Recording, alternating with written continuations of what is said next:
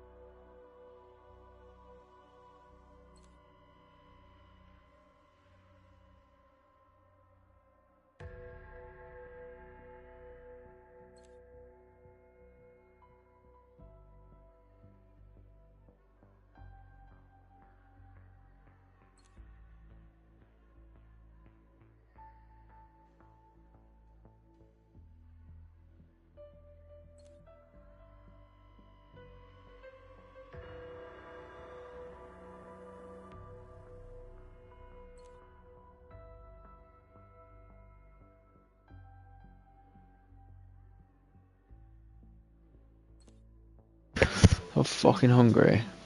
I haven't had anything all fucking day. I've just started to feel hungry. I know there's nothing in. I ain't going down there either because it's a big ass spider.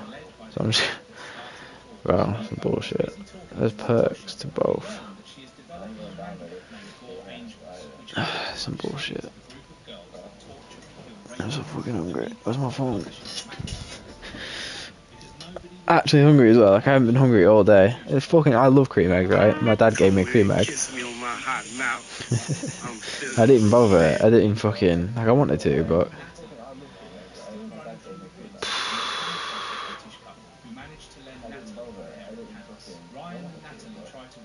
Some bullshit. Soon the British couple is ambushed by a group of crossed monks, and in his dying moments, the man simply screams what Ryan had told him. Psychopathic pervert monks. The crossed hippie is on a journey of his own. He has carved out a hole in his forehead where his third eye should be, only for it to be... Well, there's Easter eggs and bullshit.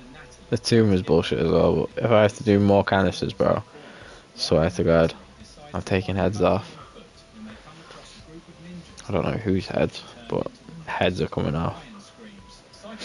Can't even blame anyone anymore. Like back in the day, if something was shit in zombies, you'd be like, oh, fuck you, Jason Blundell, you fucking douchebag. I mean, you can't do that anymore. It's fucking... It's shit. It's mad that they give us double XP, but they don't give us, they don't give us double XP for the battle pass. Because they want to make it last. But the thing is, right, if you want to fill this battle pass out, you better play religiously. Like, you better put time in. I fucking missed some of the coolest rewards in the last one because they lock them right at the end. And look, that's shit. You want that. That's what you want. You don't want that. So you pay for a battle pass, and it's like... It's basically like you're getting free rewards. The actual battle pass is Black Cell. And then there's just... If you come into the store, it's just fucking full of AI bullshit. Like, AI generated this and that, and fucking... I hate the way the turtles look as well. I mean, they kind of look like the comic book turtles, so it's not that bad. They definitely could have been worse. But most of these are shit, and they're so expensive. 2,000 fucking COD points, right? I got 200 right now. I spent like 3,000 on a skin like an idiot. Should have saved it for the Terminator. But look, 3,000, 2,000, in fact that's 16 quid, that's not too bad. But it takes the piss because 16 quid, right? That's for a 2,000 one. Fucking 35 quid, 5,000, that'd get you one of these and a shit one of these, like a 2,000 one. They don't even sell 2,000 ones, they make them 2,400, so you have to buy that tiny little bit extra. It's mad. Honestly, the level of bullshit is insane. It's crazy. They really don't give a fuck. They just fucking scam you. They really do not give a shit. It's some fucking bullshit. I swear to God, they're so expensive. It's insane. And the turtles look weird. Fucking... Dude, like, that just looks like the normal size, bro. Like, most of these skins are bullshit, right? Back in the day, Black Ops 3, like, you had animated camos and shit that you could just earn from playing the game, but you can't get that anymore. The most you can get, and you still have to pay for this, is... all the way at the end here at the battle pass you get one animated camo per battle pass, unless you got to pay 35 quid for the Black Cell. 35 quid, right? I could go and buy Sekiro for fucking 35 quid. That game is so fucking good, but no, they want you to spend 35 quid on the actual battle pass, while you're basically, you're still paying like a tenner, but you're paying for the free version. It's bullshit. They just don't care. They just want to milk you for as much money as they possibly can. It's proper scummy. They are a proper scummy company. They've always been like a little bit, yeah, you know, like back in the day you had pay to win with Advanced Warfare and shit. They got rid of that though for Black Ops 3. There were no pay to win in Black Ops 3, but the amount of shit in Black Ops 3, right? You could just earn it from playing the game, and if you play the game religiously, like a lot of people did, then, you know what I mean, you'd have some animated camos, you'd have some cool shit going on, you might get a couple weapons, but you're never going to get everything. You're never going to get the ones that you want, because the fucking, like, it's just not possible. You know what I mean? Unless you want to spend loads of money on it, or fucking hundreds and hundreds and hundreds of hours, probably 1,000 hours, right, to get everything in Black Ops 3.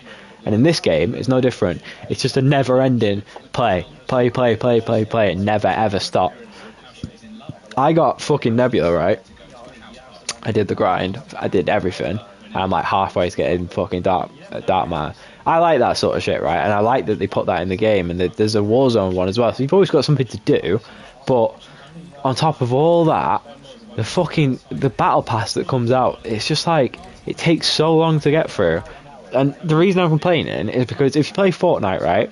I haven't played Fortnite in a while, right? I think the new season's coming out. It might have already come out. If I started playing Fortnite a week before the fucking battle pass ended, I could get through it all. I could, because the way it works, you can just get through it.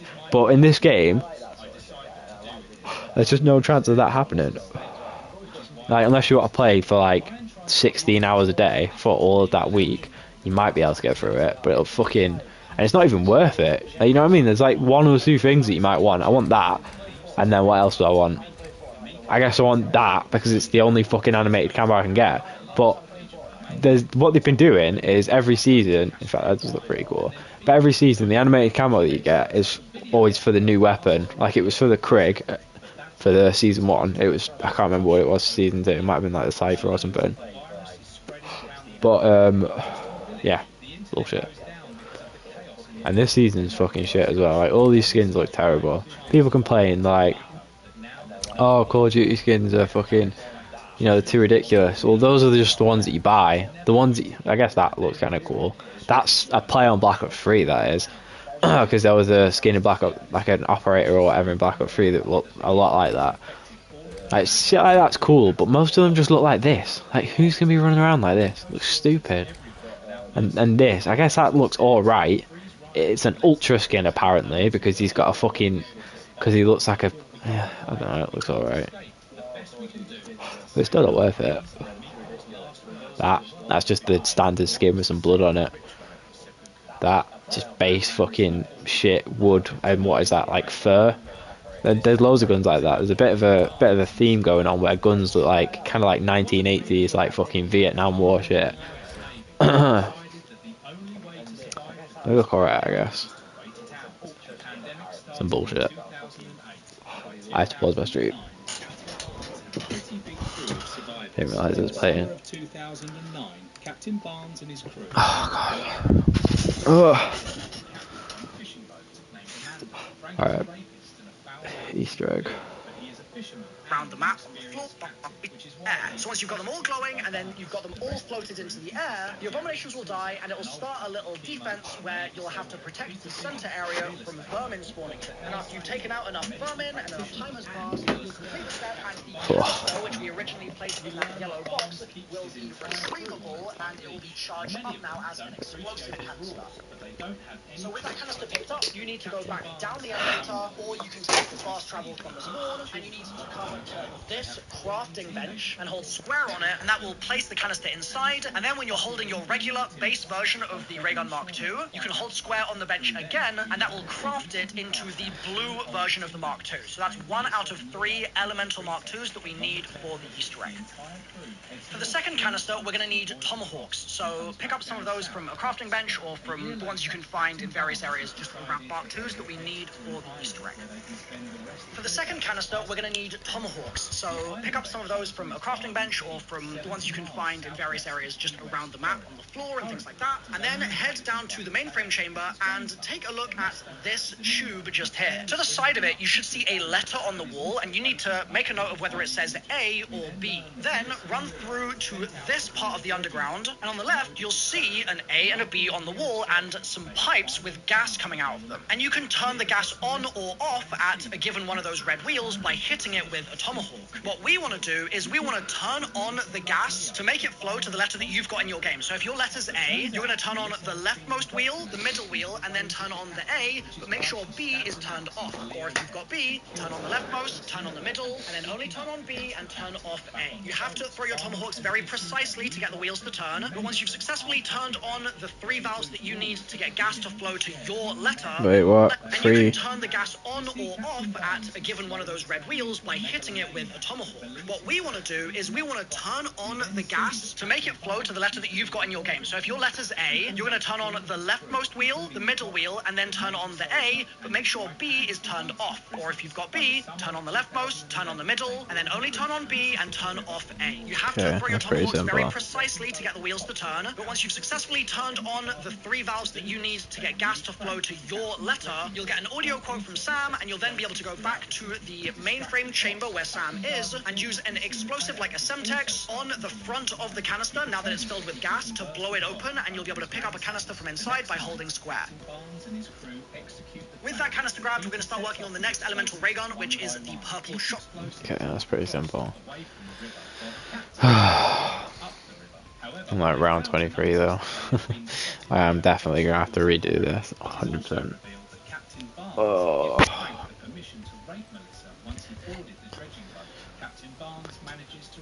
I have to do it though.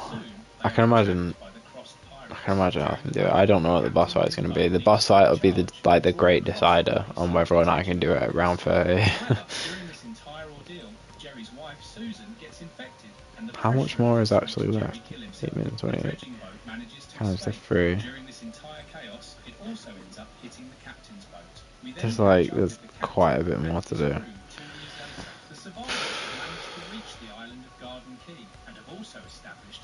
So I better ping this time though. Then I want to play some multiplayer after this. Through a flashback, we learn that during the scuffle 2 years ago, Captain Barnes sacrificed himself and led the Crossed away so that the dredging boat and the rest of the crew could escape. However, he managed to survive by walking through fire. Okay. He managed to survive the entire ordeal. Really? Another toxic round? Even though I literally just had one.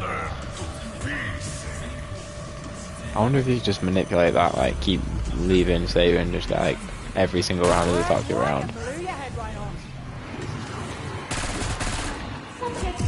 Oh my god, oh my god, oh my god, oh my god.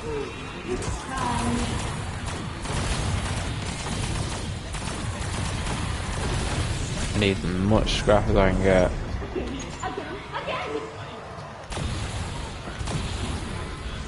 I think that's the last one. Oh.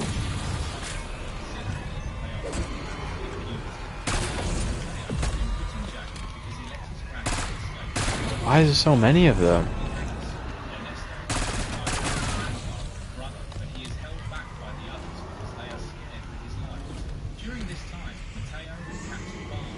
Right, I need tomahawks.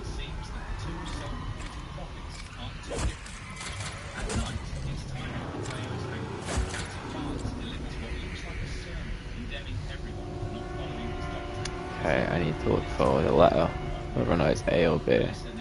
Can't remember where it was. Pretty sure it was in here though. B. Okay.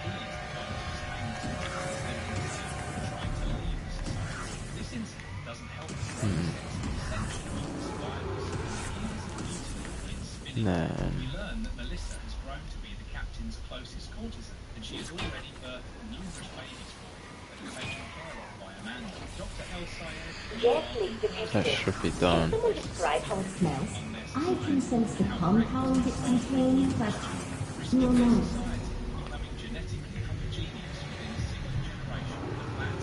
Yep.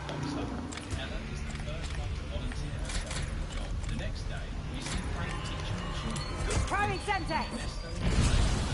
Science in action. Yeah, got the canister. Where to? Let's go back a bunch. Very distracting. Anyway, I forgot to record our conversation.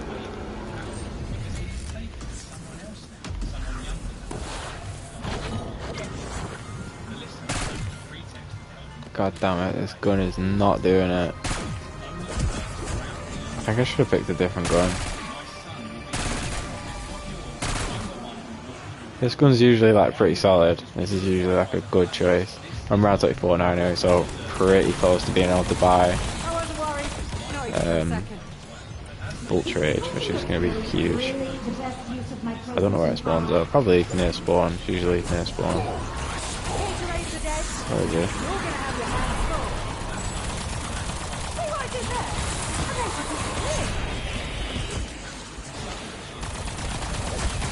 Your place ought to be condemned. It's infested. Stop, kid. Carver warned me airborne targets are harder to get a bead on.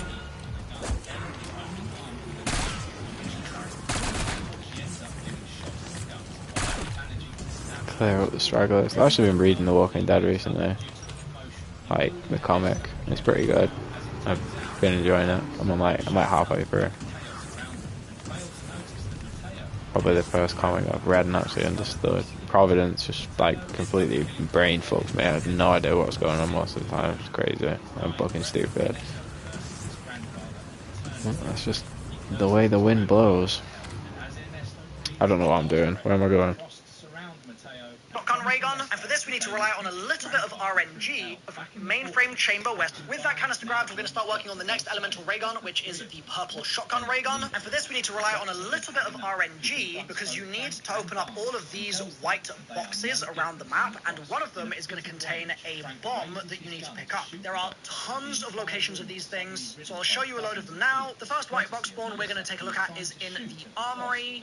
Here's how you get the Wonder Fizz machine on Black Ops 6 Zombies. This is a vending machine that lets you buy all the perks in the game, and it's Come on, bro. just on the Where left is it? side there. Then when you pop back out of the armory, opposite this little, show you a load of them now. The first white box spawn we're going to take a look at is in the armory. You can see it just on the left hand side there. Then when you pop back out of the armory, with that canister grabbed, we're going to start working on the next elemental ray gun, which is the purple shotgun ray gun. And for this we need to rely on a little bit of RNG because you need to open up all of these white boxes around the map, and one of them. Okay. I don't know where Wonder Fizz is going to spawn, but I might be able to see it on the map, so I'm not going to worry about that too much. But it is important. Died in here. Oh, The ray gun hopefully should just carry me through like this section, I guess. I'm looking for white boxes. There's one. I'll just half inch this lot. During this moment of torment, he slips and stumbles down the hillside. Once he crashes onto the road, he gets hit by a police car. We then catch up with Harry, Paddy Job, I'm just gonna look everywhere because I don't even know what I'm looking for, but something will drop and I'll notice it. There's another one. It's giving me a lot of scrap though. Oh, we're getting 12 millisecond ping. That's not bad. I'm streaming as well, so. Tom is the older and grounded one among them, while Jackie is the hot-headed young pilot who gets grounded in a recent flight. Tom was warning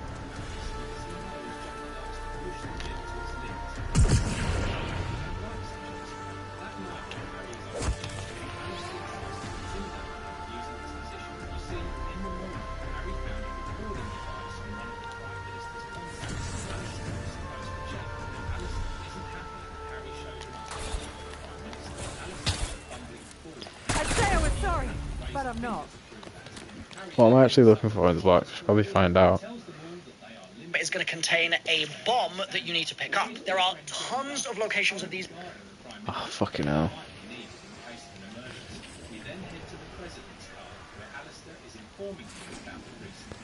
Turns out the outbreak has already begun. 2 police officers. What? I feel like this weapon is not doing much damage.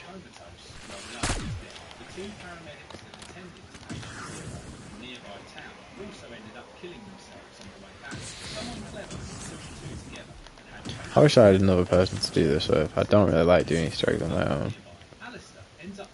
But I don't know. I don't really know anyone. People that I do meet, I just like I never really fucking, I don't know. I'm not great at communicating with people. So I like doing Easter egg with them and then just never talk to them again. To be fair, most of them are like foreign. It's just dead hard to find people that are actually good at the game. There's not many people that are. Sometimes it's just a lot more, especially when it comes to boss fights. Having more than one person when, like, say for example you've got a team of 3 and 2 of you are good and 1 of you are bad. During that boss fight, that third person is just going to keep going down and he's not going to be able to actually do anything. and it's gonna really, really set you back. Like, it's gonna fuck you up. It's not gonna fucking. It's definitely not gonna be helpful. But yeah, it's not. It's understandable because there's a lot of new people. Come on, this has got to be. Oh my god, this has got to be. 40 millisecond ping. Why? You've no idea how long Fucking it's hell. been sitting there. That's some fucking bullshit. Dr. Chopra tells him about the infected people's tenacity for violence and perversion, and then takes them to see the Prime Minister. Harry is pissed at Alistair for bringing the Prime Minister here, and this time he is vocal about it. Harry is brought up to speed on everything they know about the infection, and then the Prime Minister Yes, we've got to look everywhere. Alistair hates that the Prime Minister is asking for Harry's advice, despite him being his right-hand man, but the Prime Minister has no choice. He can't wait to convene with the generals and then wait another day for them to have an official meeting, only for them to tell him what Harry can already deduce right here and right now. Harry hesitates at first, but then when the Prime Minister puts it like that, he says, declare a state of emergency, use the army and foreign and until it arrives, we keep you sealed in the command centre, one floor below the CEO of Sterling Arms, and have a full squadron here to protect you. The Prime Minister fears that this will create panic among the public and decides to only proceed with the plan of calling in the helicopter for now. Harry then accompanies Dr. Chopra to see patient Zero and realises that the man doesn't remember a thing about himself. As Harry stares at patient Zero, we get an insight into how the patient is feeling. He feels sorry about everything, regrets his past actions, gets glimpses of violence, and a strong feeling that if he panics, screams, or indulges in such emotions, then all hell will break loose. Dr. Chopra has analysed every fluid from the patient's body and has found nothing. There is nothing in the blood, nothing in his DNA. I found like 5 boxes and none of them had anything there. Why, if they can be down in the thingy, then maybe they're down there. I haven't opened this door yet. Is that the... what is that? Oh, elemental pop. There's one.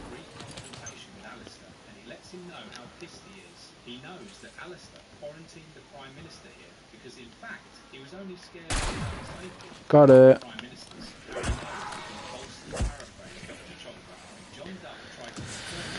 Okay, find a workbench. There we go.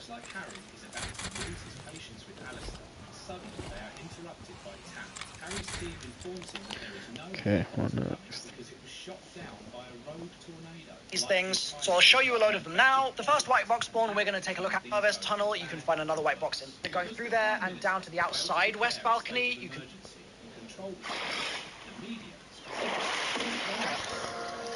God, these ads really don't help. Smooth, fast, reliable. Virgin Media awarded Best Broadband Experience. If I get enough ride in 10 seconds, I'm topping over. Life moves fast. So do we. Send money quickly with Remitly. Kind of design. You could see an expert in as little as 48 hours. Taking the fucking piss. Jackie doesn't believe him at first, but then soon has to change her view when she watches that same tornado deliberately crash into the airfield. Ollie dies in the crash, and while escaping, Tom and Jackie see a trailer truck crash into a nearby fire truck. They then watch in horror. Hi guys, Mr. Waffles here. This is your no-nonsense... Back at the bunker, Harry... If we go to the T-Rex room, you can see a white box just here. Up, and we're going to run up this... the crystal that the... place your canister in the machine. The Prime Minister then asks for Dr. Chopra's opinion, and she says that if this is indeed... stuff here, hold square, that will place the bomb... There is no way of controlling... You can hold square here to get your first reflector, and the second... half suicidal and half homicidal. Who would want to invade and capture... West hallway, there's another white box. See a white box just here. There can also be a... Then also on the left-hand side, on this far side, you can see I've got my spawn there, and that's where I actually got my essence bomb. In the Shem's Henge area, there's a white box just here, and there's another spawn you can get just here by this lion statue, and another one actually by the portal as well. Then if you go back to the conservatory, there's one in the base of the conservatory, and there can be another spawn up here as well on the right-hand side. Now, like I said, this is a non-exhaustive list of spawns because there are so many of these, but I'll put some more spawns in the description for you guys if you get stuck or you just can't find them while running around the map looking for them. Once you've picked up the bomb, there are two other parts we need to grab. Both of these can be found in fountains. The first is near the spawn area. You're going to then go to the conservatory, and just out the back, quite near to Quick Revive, you can hold square here to...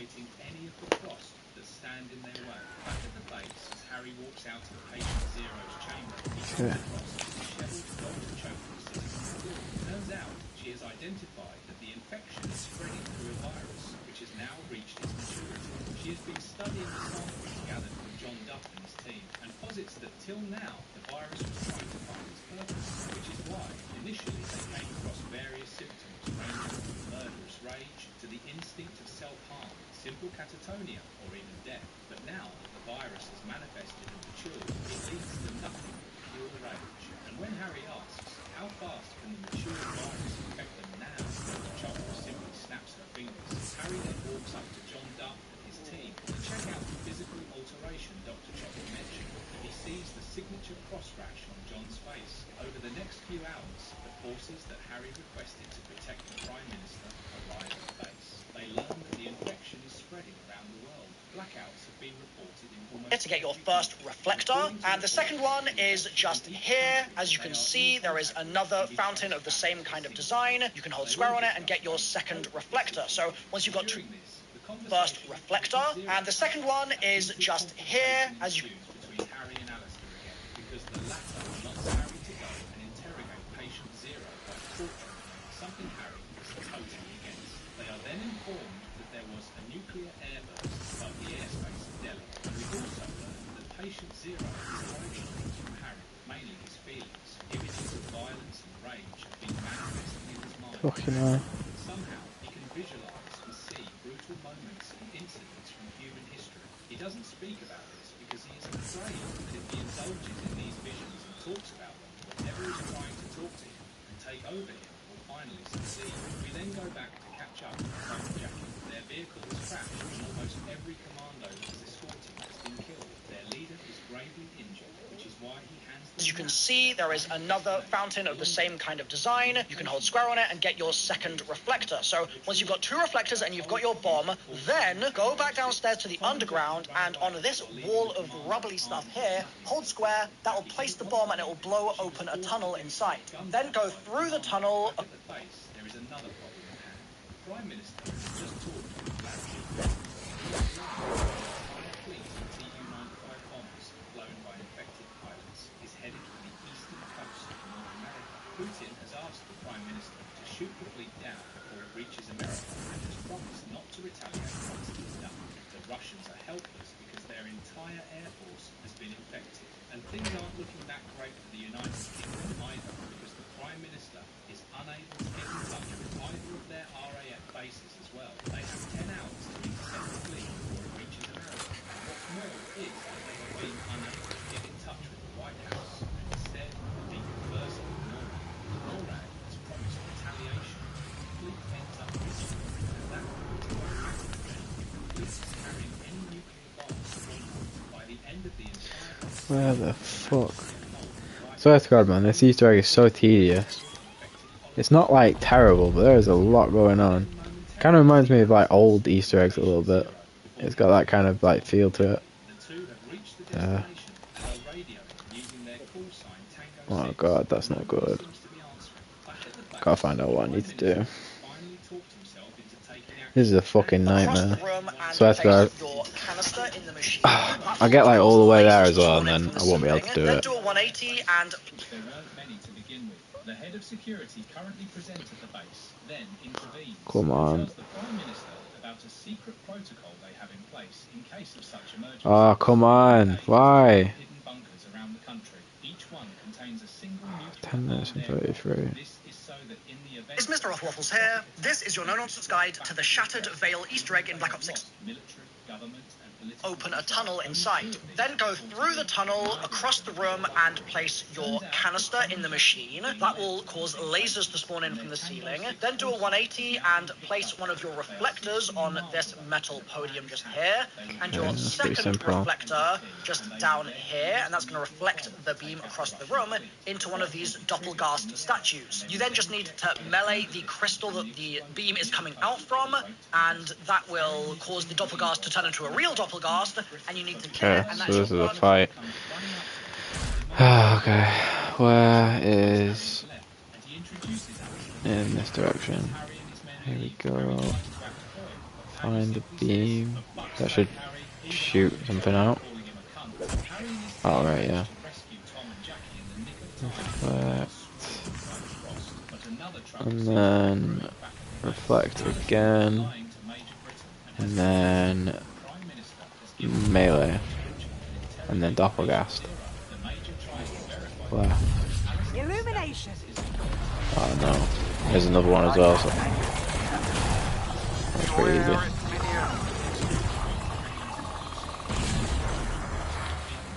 I should find out what I have to do.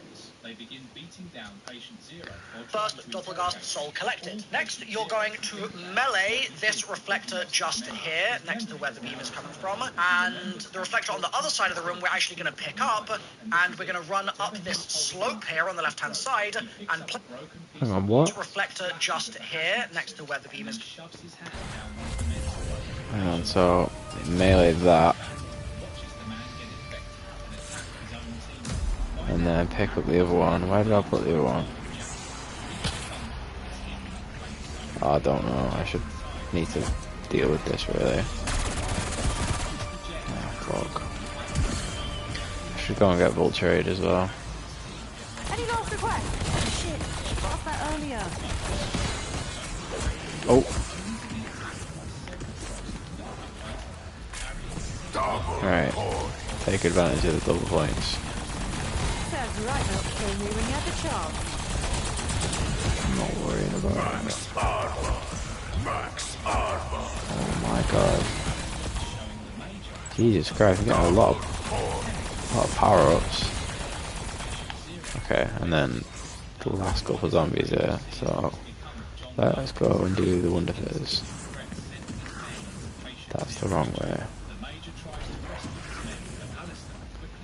How do I get out?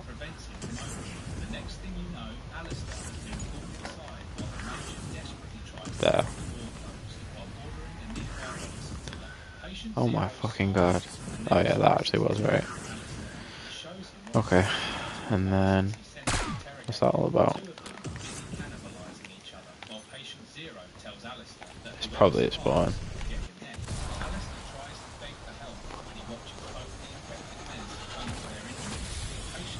Let's see. Better or worse? Where is the Wonder Fizz?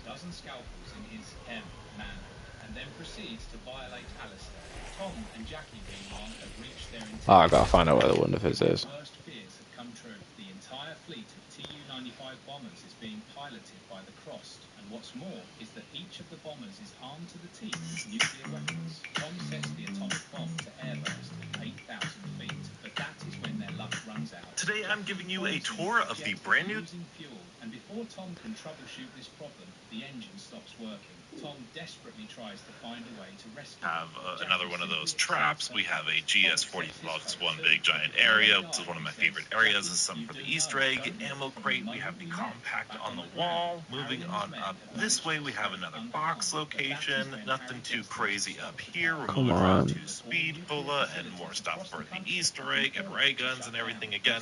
Big open air. Go back and do that left side. Back here at spawn, where we branched off, go to the left side. side, we have quick revive, some more Easter egg stuff. We don't really know what these computers are. Easter egg stuff for the ray gun upgrades. We've got another mystery box location.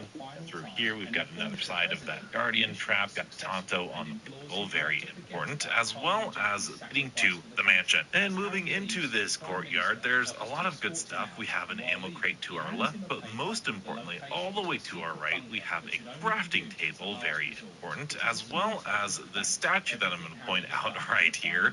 This is 100% some special Easter egg that we haven't figured out yet. I'm just excited to figure it out. On the wall, we have the Marine SP shotgun, and that's about it. This looks like it's going to be a really fun training spot for high rounds, but going... Harry can't do anything but simply contain this mess. He orders the Major to ignore any and every order that comes out of the bunker. Harry then goes and shoots John Gunn and his entire team in the head. Okay. Patient Zero's turn. Harry walks into the room and sees a completely turned Patient Zero. Fucking hell, this map's confusing. I do like this map so far, actually. As soon as I get this Easter egg done and I can play this map casually, I will probably enjoy it. I need to figure out like the high round stats and shit like that. Or, well, have a look at what they're going to be. Because I imagine the ray gun's going to be very powerful once it's upgraded, so it'll probably just be like Vulture Raid, fucking Wonder Weapon ammo drops, and then chill in a certain area. Probably with the Wonder Waff as well, I would imagine.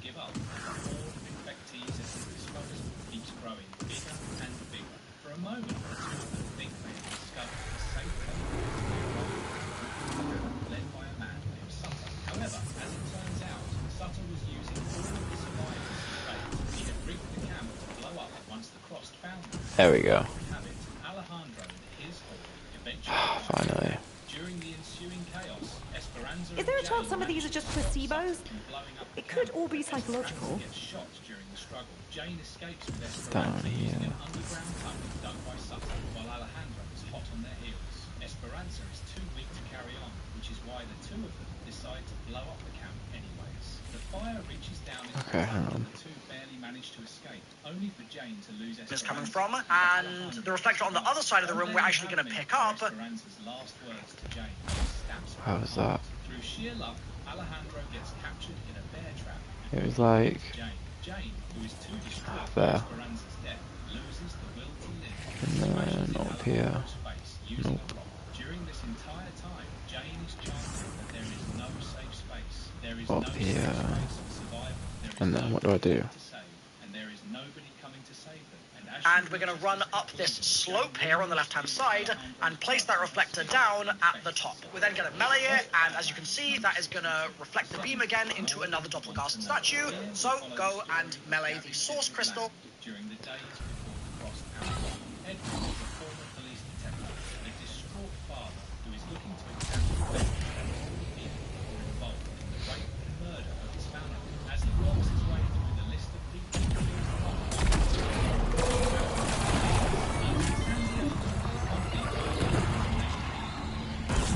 Is that in the round? No. And that'll spawn in the doppel, kill the doppel, and that's soul number 2. Then go back to the reflector that's on the ground floor and melee that one more time, and it will reflect.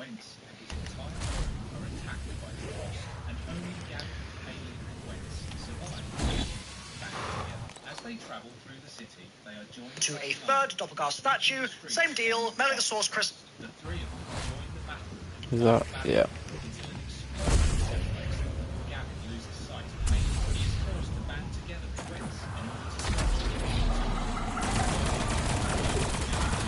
This is a big one. I didn't realise it was fully automatic. And what? Are you gonna drop something? What's gonna happen? I want to be prepared. It'll spawn in a doppel, but this time it will be an elite doppel, so it'll be harder to kill, so bring your teammates in if they're around. And then once you kill it, that is your third soul collected, and you can pick up your charged canister from the other side of the room. And that one needs to go to the crafting bench in the director's quarters.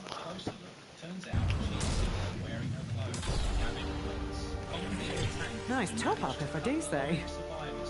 Nice.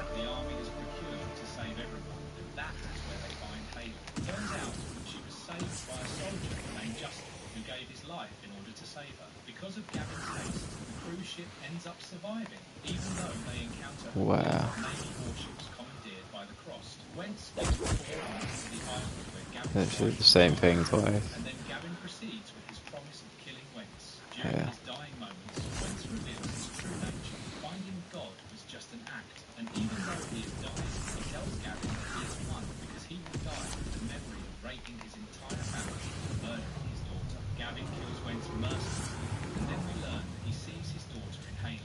They reach the island and find out that the Crossed have reached here as well, but because Wentz had poisoned the heroin supply suspecting the same, all of them are dead. There are hundreds of Crossed dead bodies on the island. Director's quarters. Where the fuck is that? I feel ill, but I have to do this. Nice. Every girl wants. Crossed Badlands, number 71 to 74, 5 bloody fingers. Area, so hold square, that'll put the canister in, and then hold square again with your base ray gun or any other ray gun, and that'll convert it into a purple ray gun. Next, we need one more canister. To get this, you don't actually have to use an elemental ray gun. You can just use a regular ray gun Mark II, but it will not work with a ray gun Mark I. Oh shit. A purple ray gun. Next, we need one more canister. Use it to shoot these big, blue, crystally, water pouchy looking things. There are 4 of them total, and you might get lucky and you might get your canister. I know what one of those is. You have upgraded your Mark II. It should help you access Colton Hall's liminal spaces. When those local Liminal spaces. are fractured, they imprison the poor unfortunate occupying them. I know what one of them is. Oh shit, it's a shotgun. Well, I guessed, but still. It's got no ammo though. Fuck. Tells her father that she and mother had always hated him for his cruelty. The revelation of this and the fact that he has lost his entire family causes Hazuki's father to shoot him. At least there is a consolation prize. Can't find out what the others are. Satoshi and the others then managed to restrain Hazuki and tie So her to from the pole. like the second one you shoot, or the third one, but I'm going to show you all 4 spawns now. So the first one is just here. It's quite near Quick Revive in the kind of conservatory area, and you'll see it in the roof. So shoot that with the Mark II. Then the second one, you're going to go into the mansion. You're going to take a left here, and then you'll see it outside. To go near her. They survived for 2 days inside the convention building. Nothing but food and a vending machine. On the second day, they are fed up with being holed up inside the building, and that is when Satoshi realizes that Hazuki could have called to the Crossed and alerted them of their presence. She never did so, and that is when Hazuki reveals that she still believes them to be friends. Even though she has turned and been infected, she still loves the 4 of them. They were all she ever had as a kid. They all discuss things and come to the conclusion that the Crossed are eventually going to take over the world, which is why Satoshi argues that there is no choice but to renew their blood oath, God damn it. this time with Hazuki's blood. He eventually manages to convince everyone, and once Up on the wall, so shoot that, that's spawn number 2. The third is if you go in the mansion and then go to the right, you'll see it kind of up this staircase here. So Homo Tortle. In this story, we follow a college student named Washington who leads a group of survivors believing that he can find a cure for the C virus. This hope Been on round 25 for a while. Professor Nelson is his college professor who believes Where did he go then? He went down here. And then turn around. There we go. that this race of humans need Really? to kill off everyone before somehow being eventually stopped. If that's number 3. And then the 4th one is going to be down the elevator in the service tunnel underground area, and you'll see it high up there. Shoot that, that's going to be spawn number 4, and one of those 4 will... Oh fucking damn it. Washington and his group encountered the Cross at every turn, but eventually managed to find Professor Nelson's bunker. However, their hopes of finding a cure come crashing down when Washington discovers that everything Professor Nelson wrote about Homo Torta was fiction. Prof. Nelson and his assistant, who is Washington's college girlfriend, have both turned into the Cross. Professor Nelson's theory about Homo Torta wasn't an attempt to falsify history, but rather his vision for the future. Cross Badlands 81 to 86, the lesser of 2 evils. This is a story about a group of survivors stranded on top of a collapsed overpass. They are currently safe and crossed around them, and are soon joined by 2 Fucking new hell. survivors, Olivia and Morgan. The two of them seem a bit cuckoo in the head because they believe to have survived. Will give you your next canister. Surviving D-Day. In order to charge the canister, we first need to get ourselves 4 seeds from 4 plants that we need to blow up with explosive damage. And so that could be Semtexes, like I reckon. Really? 4 seeds that I have to blow up with explosive damage? Fucking hell. God, it's fucking tedious.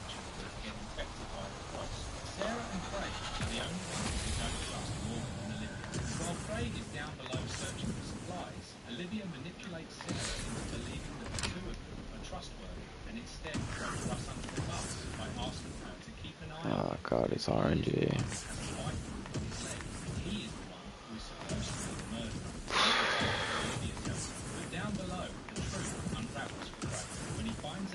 There's one over here. Semtex armed.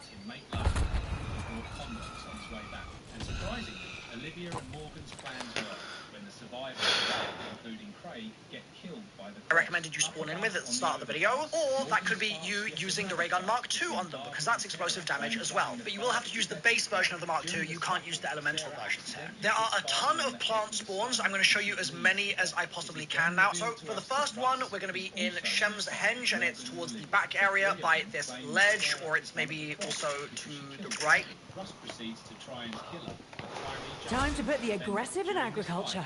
I just look around for fucking ages. Morgan and Olivia smile as they watch their manipulation come to fruition. Sarah, distraught by what she has done, kills herself by leaping off the overpass. She falls into the river below face first and ends up breaking her neck, which kills her instantly. Morgan and Olivia then reveal to Tyree that this was their plan all along. They manipulated everything to secure a fortress, which is this overpass, so that they could live out the rest of their days easily. They lied about everything, including the fact that they are poor. Olivia then pulls out a gun and points it at Tyree, but that is when they are ambushed by the crossed survivors that they manipulated into going below. They knew how to get down, which is why they now know how to get back up to the overpass. The three of them put up a decent fight and managed to kill all the crossed survivors. Okay, not there. She gets some of the crossed blood on her face, which makes Olivia threaten to shoot her. Morgan begs for her life, and while the two of them are distracted, Tyree jumps into the river below. The overpass is soon swarmed by the crossed, and Olivia is ultimately killed by Morgan, who also turns into the crossed. Down below, Sending a Semtex.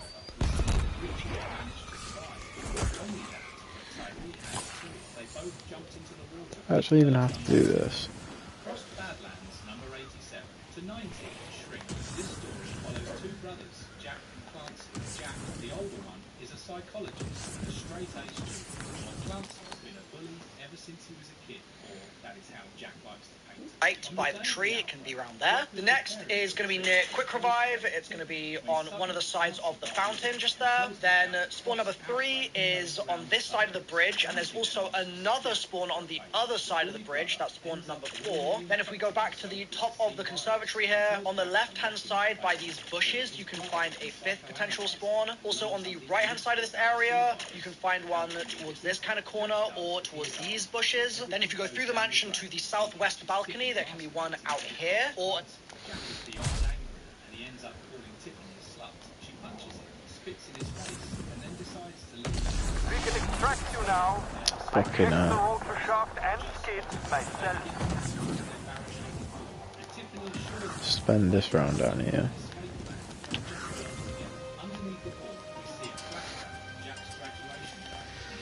This would probably be a good time to save and quit.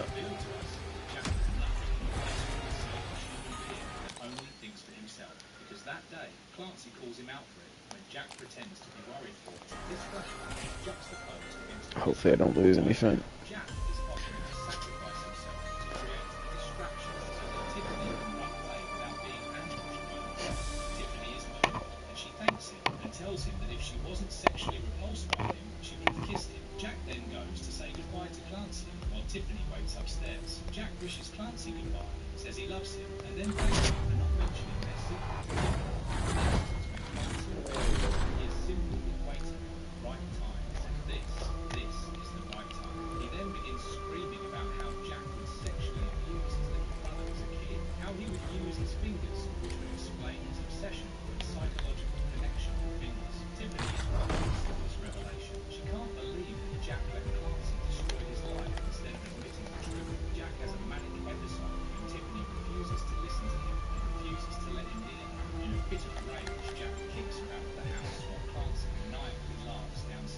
Tiffany's gets attacked by the Cross, and Jack simply closes the door. He then simply goes into the basement and sits beside his brother. The two sit in silence until Clancy says, wanna fuck?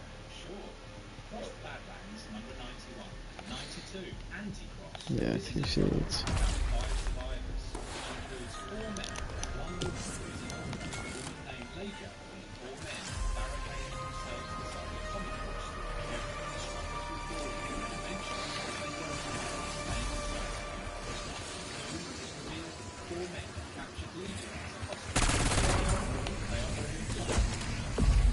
Finally! What the hell they put my teeth on edge?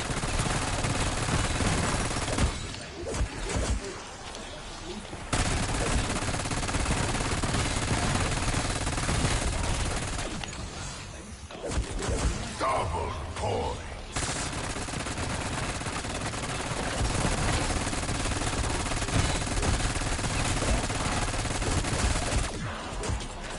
Max armor.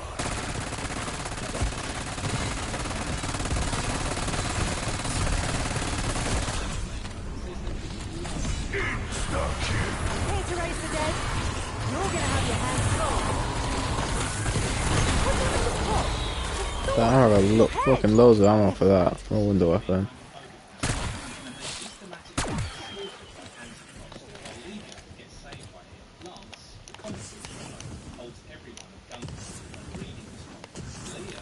Going triple pack now. It's just like which weapon should I triple pack?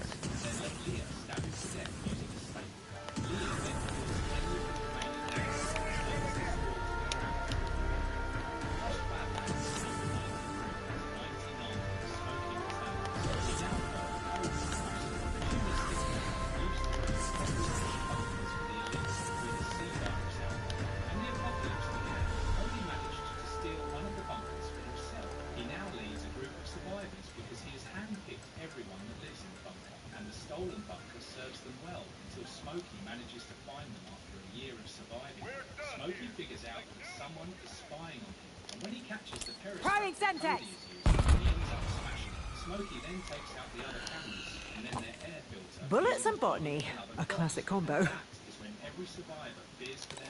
Where else?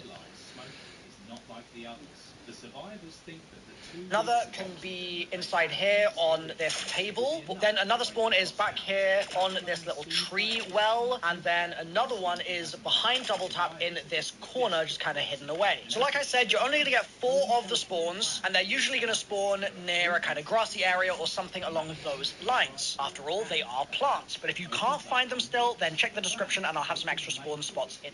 Okay. Survivors split into 2 groups and wait to either the hatch or the garage door. The garage door is too slow and noisy, and it will draw in the remaining Cross that stay outside. While the Cross are figuring out the bunker and how to find it, the survivors will escape using either of the 2 entrances.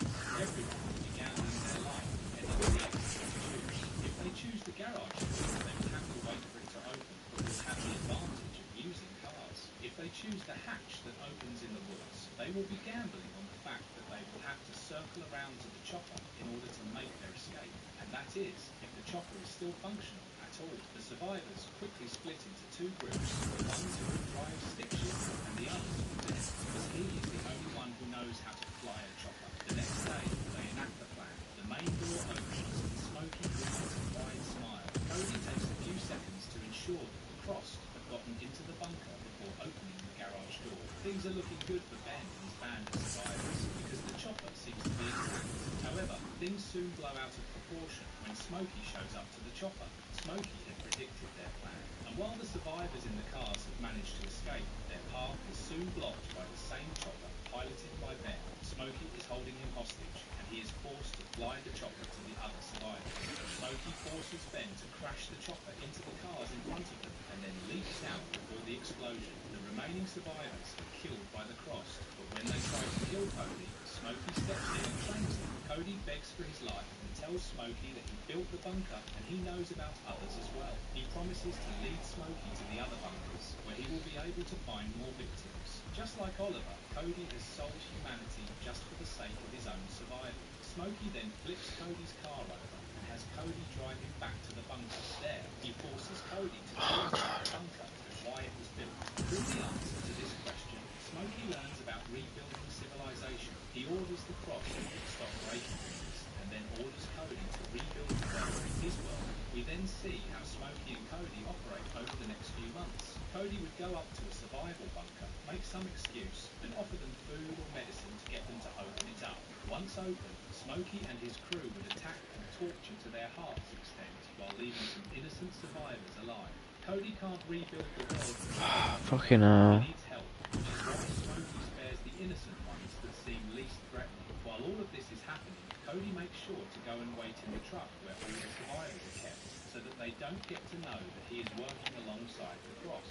He would then introduce them to the Cross and pretend like he had been there for a while. He would then give them the necessary information, with some hope sprinkled in it to keep them going. During the entire ordeal, Cody was always watched over by a Cross that he called No Nose. No Nose was the most loyal Cross to Smokey. He never left Cody's side and always did what Smokey asked of him. When they got back, it wouldn't take long for the survivors to catch up to Cody's lies. And on those days, when coming to get Cody, Smokey would close the doors slowly in order to torture him as much as possible. Then one day, Cody knew that his usefulness to Smokey was running out, which is why he decided to come up with another idea that would help build Smokey's civilization further. He knew that the Cross had been growing weary by staying in the bunker all this while, and they were running out of survivors, the uninfected that they could torture or kill. And so Cody came up with a plan which could solve their hunger problem and entertainment problem with a single shot. He told Smokey to feed the most troublesome Cross to his own. This way, he could keep his crew fed while getting rid of the troublesome ones. He then also advised Smokey to create some sort of entertainment using the same scenario. Maybe he could hold Friday night fights, where the weakest one would be the one that would be beaten. It didn't take Smokey to carry out his plan perfectly. After all, torture, making torture entertaining was his forte. But soon after months of doing this, Smokey was slowly running out of the Cross, and he was beginning to notice. And so, to save his life once again, Cody offered another solution. He told Smokey that they Chuck Norris doesn't need shields to protect his vintage. His beard blocks all attacks. That's just stupid.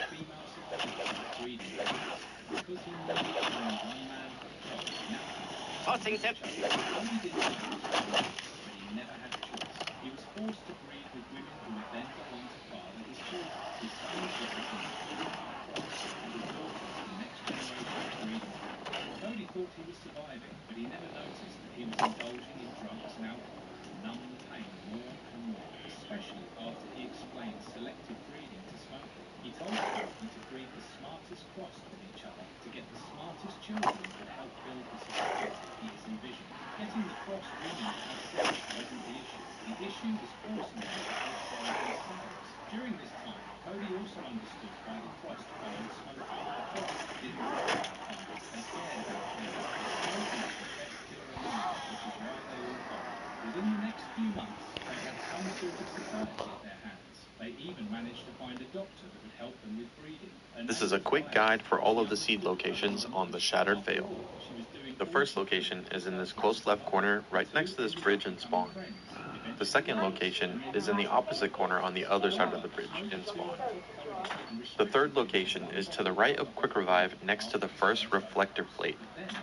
The fourth location, if you're coming from spawn, is at this top right pathway just above the Abomination lockdown. Okay, well the only place that I didn't get one is over there, but I vigorously searched it.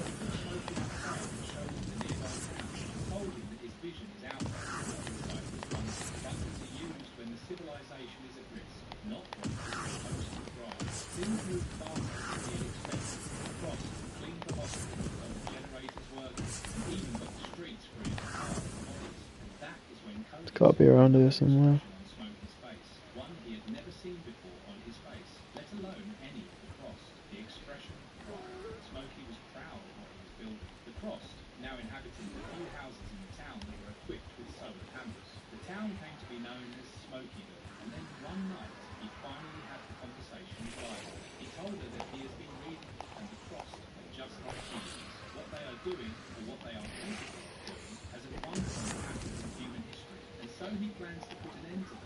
Otherwise, just like the humans, they would end up destroying everything. The town was designed to attract the Frost, and it wasn't a problem when a few of them came in, because Smokey would get them either on board or kill them off. But when entire groups of the Frost swarmed the town, there were protocols in place for what was to be done. The innocent and the pregnant women were to be locked up, while Smokey took to the streets and killed everyone in sight until they started obeying him. When this happened, next time, Cody and Violet executed their plan.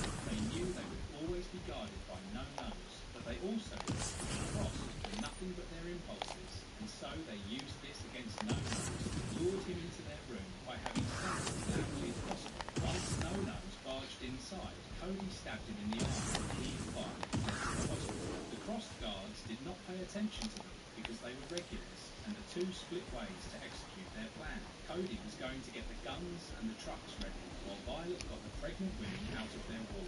Everything was going good. Cody slashed the two Frost, guarding the guns, and then made his way back to Violet. Sadly, luck wasn't on his side, and Violet had been killed. No-Nose had ripped out her nose and eye, and was using them on his own face. No-Nose lunged at Cody, and he had no choice but to shoot him. This attracted all the Frost, which forced him to switch to Plan B, which was killing everyone in the pregnancy ward. Cody still had a conscience, which is why he hesitated to do so, as this was enough time for him to get ambushed by the Frost. Can't find it. I don't know where it is. Smokey tells Cody that he doesn't need him, and then throws him out the window. However, when Smokey turns around, the noise coming from the pregnancy ward catches his attention. The Frost have reverted to their impulses, and they have begun cannibalizing and raping everyone in sight. Most of the uninfected pregnant women have either been killed or turned. In a fit of rage, Smokey kills everyone that defies his rules in the hospital. But when he gets to the streets, he realizes that everyone has rebelled, and all hope of rebuilding the world has been lost to him. He observes chaos in the streets and realizes that he can't rebuild the world on his own. He can't The fifth location is in this back right corner just as you're entering the mansion courtyard. The sixth location is just to the left of the front door of the mansion. The seventh location is in this corner on the patio area if you're It's gotta be there. Smokey then talks to the captain. We learn that the captain knows about Smokey and his attack on Cheyenne Mountain. Smokey then confirms the existence of other smart Frost around the world, including the twins. It is. Oh my god, yes. Yes. Oh, finally. Fucking hell. He then saves a couple of sailors that have still not been infected. In there. So, destroy all 4 plants that you have in your game, and each one will drop a seed, so pick those up. And then when you've got 4 seeds, and you've got the canister that we grabbed a minute ago, run to the conservatory and place the canister into this machine here. Oh, shit. Let's go and pack a punch quickly. Should I pack a punch the ray gun, or should I pack a punch? Yeah, probably the ray gun. Oh, who died in here? Oh, yeah.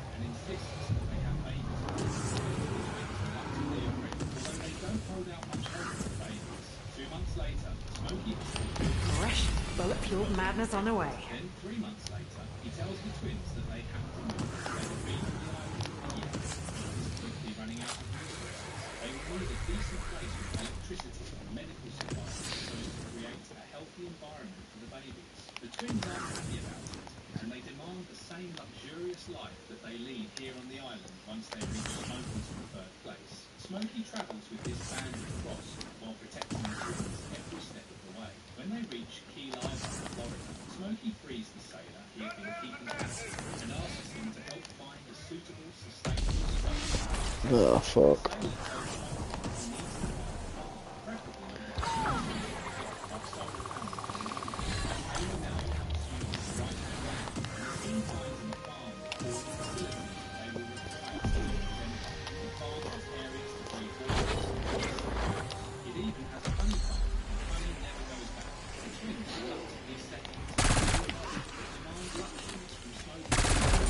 This weapon's starting to be a bit useless. I can still make it work though. I know it's a big change, but you'll get used to it. Back home we only had daddy long legs.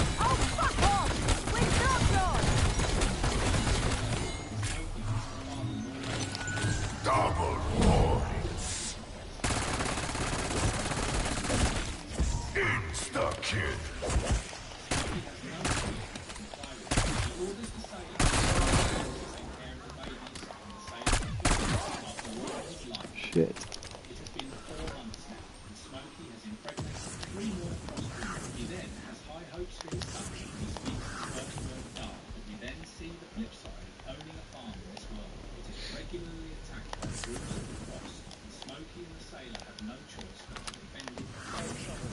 6 more months pass by. That is when Smokey's baby speaks his first full word, cunt. Smokey was disappointed. Here, then go up to one of these rectangular incubators and plant one of your seeds. It will start off small and you need to defend it while it grows over time. So take out all the zombies that are going to try and attack it, and then when the seed pops up and gets bigger, you can move on to the next machine. So that was our first machine. Let's move on to our second here.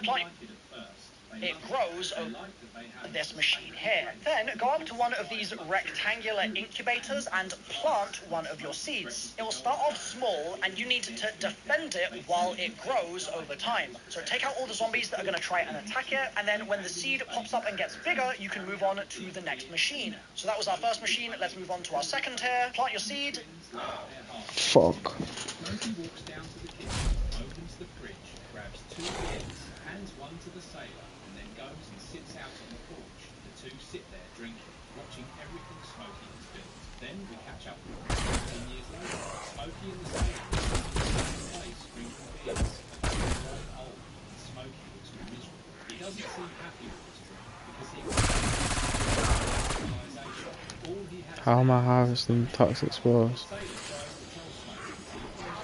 Oh no! The vegetable patch! There's nothing left to get us through winter.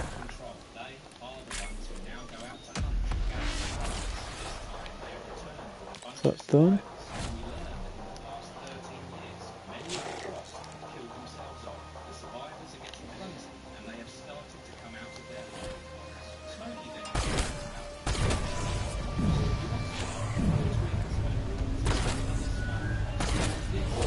Tear them to pieces.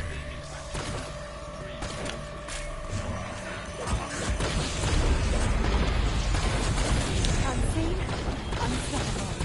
Kind of like Weaver went into the CIA. It's a surprise going away party. We won't miss you.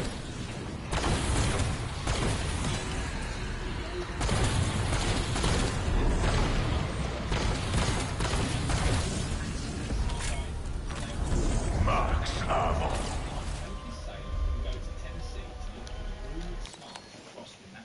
The next morning, Smokey leaves the farm with the sailor and a group of the cross. The sailor and Smokey have a Defend it, wait for it to grow, take out the zombies as they attack you. I usually use explosives here. That seems to be the most consistent for me because it's quite a tight area, so Semtex and stuff is great. Your third seed machine is going to be just here, so defend it.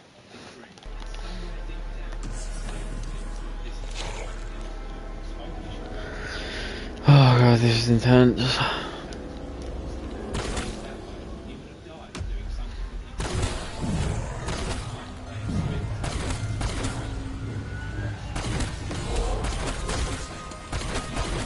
Goodness me, it's all go round here.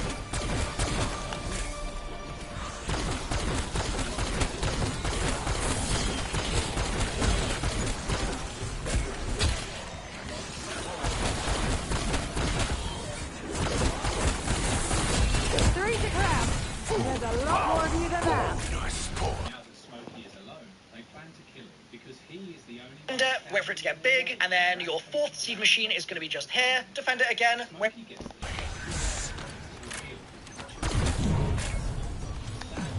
No wonder everyone at Rec Room was gaga over stealth tactics. This is awesome. Decoy throws.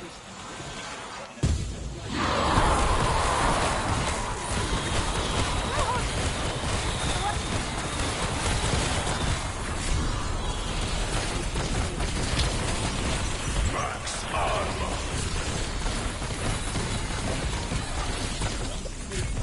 Kaboom! Oh my god.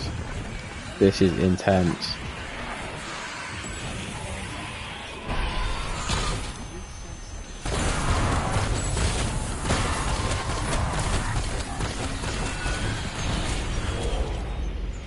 What's up?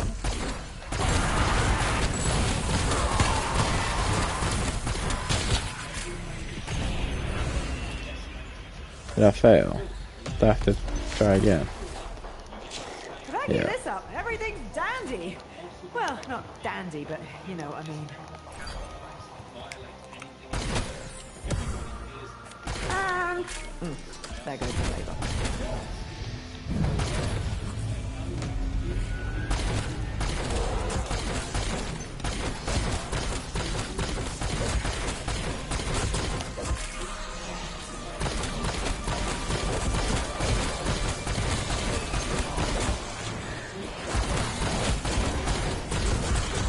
Oh, did it? Holy shit! Okay, I won't know. Wait for it to get big, and with all of them done, you'll have completed this step, and you'll be able to go back over to your canister machine and pick up the charged canister. Now, if you fail any of the seeds, like if the machine takes... Did anyone else see that? Weaver! Anyone? Oof, it still feels off. I don't like being sneaky. Nice top up, if I do say.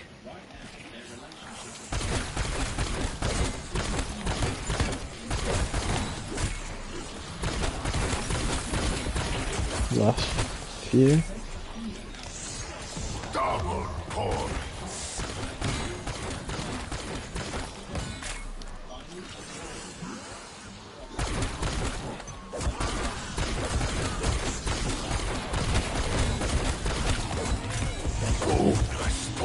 Oh my god, oh my god, oh my god.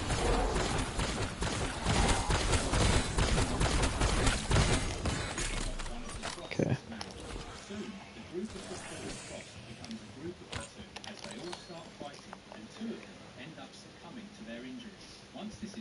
takes damage, don't worry, because the seed will just plop out the front of the machine, and if you're quick, you can pick it back up again. And if you take too long, you might need to go find your plant again, but just be speedy, and you'll be able to put it back in that machine again the next round to try it again. But assuming you didn't fail, you can bring the charged canister to the crafting bench in the spawn.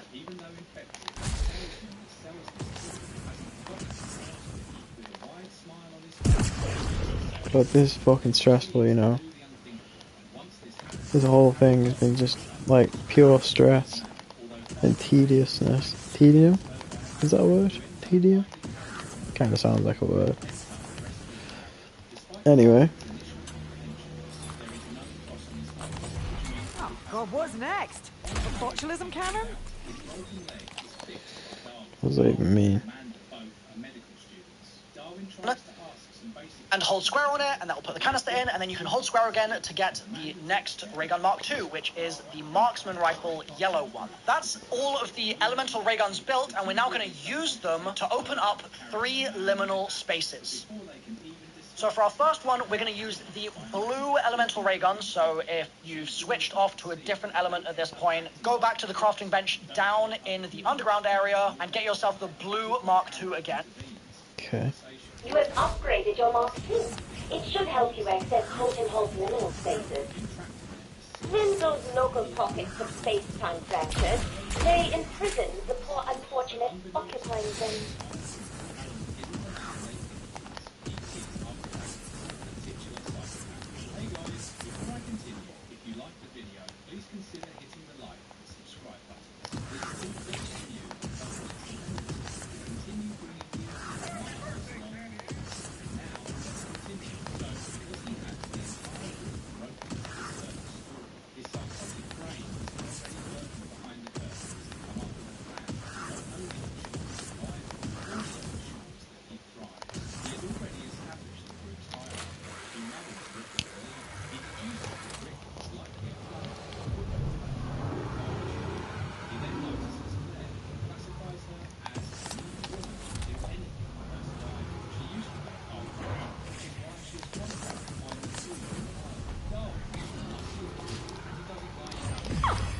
Just what the doctor ordered.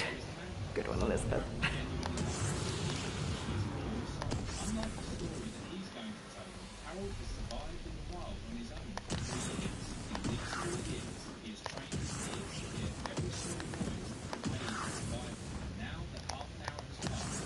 Where was it?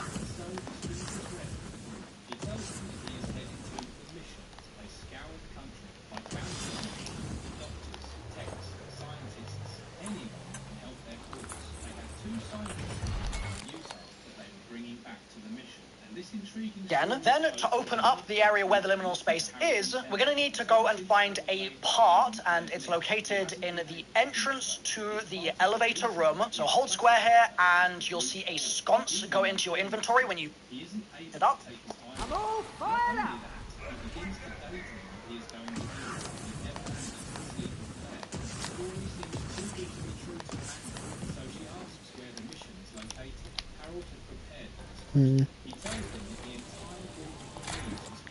It's kind of a one-stop shop for all your ammo mod needs.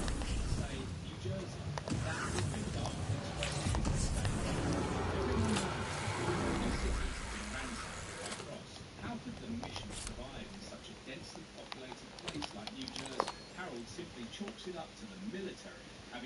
Then come to the T-Rex room and place the sconce on this little gap on the wall. And now we're basically going to do a call and response, or a Simon Says game, with these two lamps in front of you. So go and hold square on one of them like my... God damn it, this is going to be annoying. A girl can't do some antiquing on the job.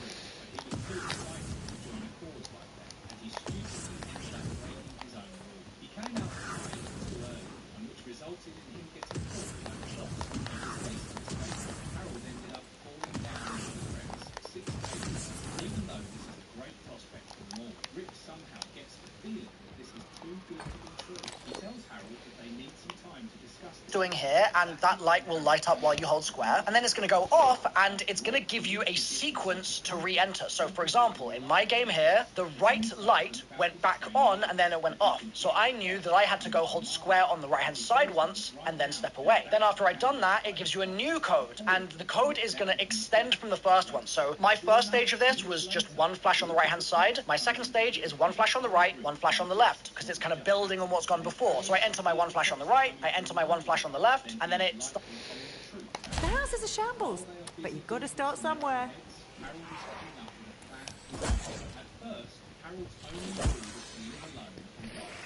What was that? Did I fuck up? Okay. 1, 2, 3. I don't know if I did that right. 1, 2, 1, 2. I don't think I did it right.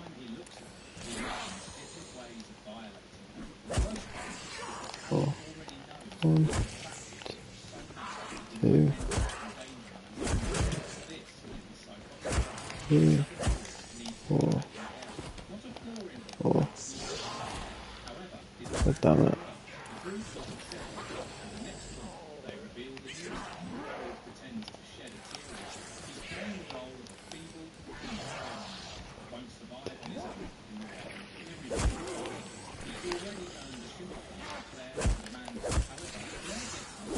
God damn it.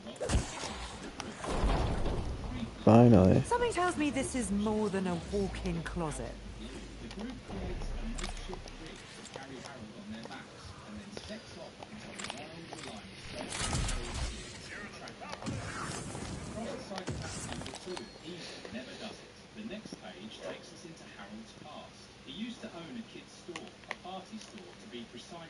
He would sell knickknacks like kids' toys, party supplies, gift bundles, balloons, and more.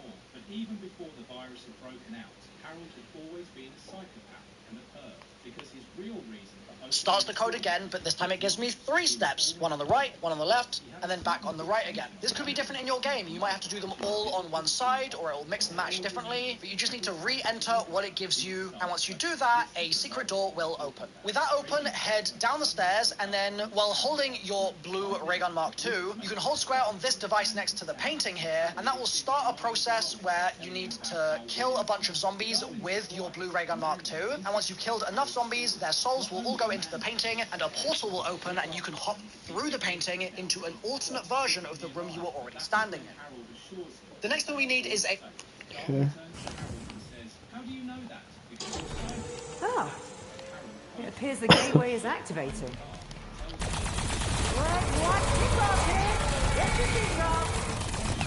We can extract you now.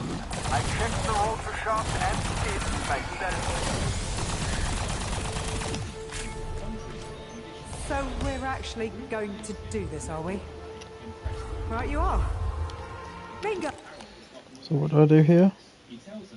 And there are a ton of spawn locations for these, and I've got a bunch of them figured out because I save quit my game 40 times to record this Easter egg guide. So the spawns I found are as follows. You need to break the glass here, and you can pick it up from next to this plate. You can find it down here behind the glass once you break it. Once you break the glass, it can also be next to this plate here. It can also be somewhere on the floor just here. It can also be near this table. If you break the glass here, it can be also next to this broken plate. It can also be nearby to this broken statue, and it can also be quite close to this sort of tarpaulin thing. And my recommendation, if you can't find it, is to throw a couple of Semtex in that room and then go around the whole room holding square, and you should find it. Or if you're in a solo match, you can save quit your game and then reload back in, and the bell will have spawned in a different spot. By the way, it will be in that room, so destroy all the glass and then hold square, and you should be able to grab it. Once you've grabbed the bell, go back into the T-Rex room, go up the stairs, and go to this. Break the glass.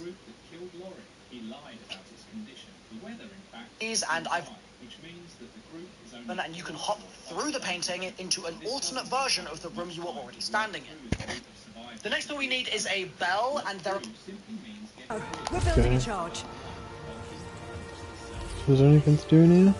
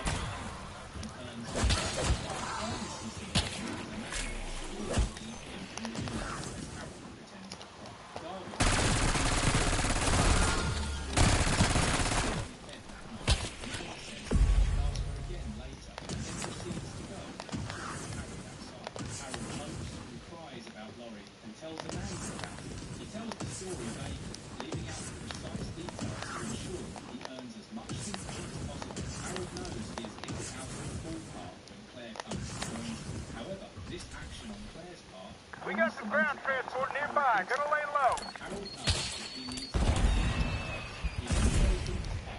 And leaves out the pervy details. He tells them that he used to be a divorced dad who owned children, and he was sweet on the very young Laurie when she was married. When the virus first broke out, Harold checked up on his wife. However, by the time he got there, he was being infected. His boyfriend and his children were cannibalizing her body when he got there. Harold ran. No shit. I dragged my daughter down the street 2 miles before the pain finally took her head. Damn it. Let alone Amanda and Claire, who reassure Harold that that wasn't his daughter. He then tells them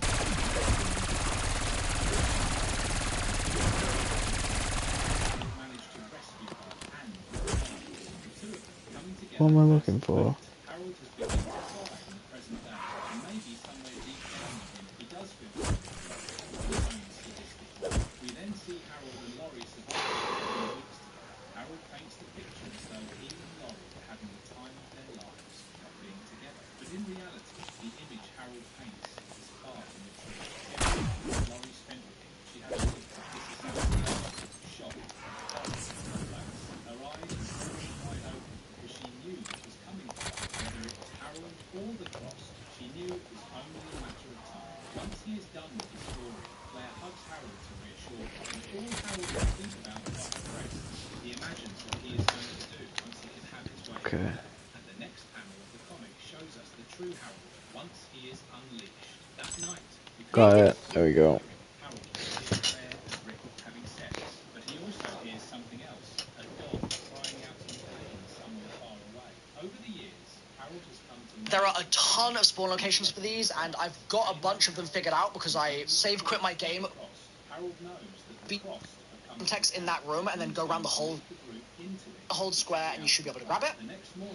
Put brain rot on your gun, and then come back to the bar, and you're going to need to brain rot a zombie, and then stand next to the bar and spam holding square on the bell to kind of tap the bell. And what you should see is the brain rotted zombie will realize that you need service, and it will hop over the bar, and it will serve you up a drink. You holding square on the bell to go to one of the machines to put brain rot on your gun. Okay. Express checkout, Very, please. very, very tedious. This entire restrike sucks, man. It's so annoying. There's so much bullshit to do.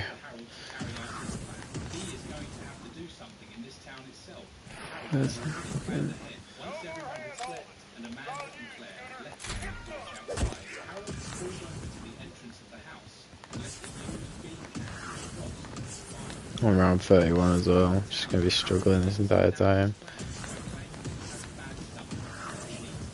I think it was here, wasn't it?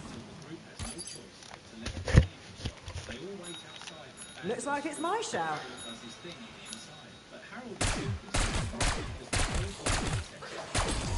There we go.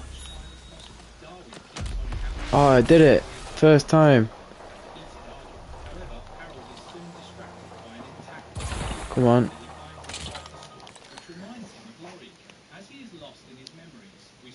Gun, and then come back to the bar, and you're going to need to this and blue liminal room that we were in a minute, and it will serve you up a drink. You need to hold square on the drink that will go onto the table, and that will pick it up in your inventory, and then go back to the blue liminal room that we were in a minute ago through that blue portal, and place that drink down on this pedestal. It will teleport all of your team members into the room with you, and you have to have somebody in your game with the blue ray gun Mark II for this to work. If you don't have 1920s vintage, I'd say. Yeah, let's go make this work. That flask was the property of one Pet Malloy. I believe its sentimental value far exceeds its silver content. Over the lips and through the gums.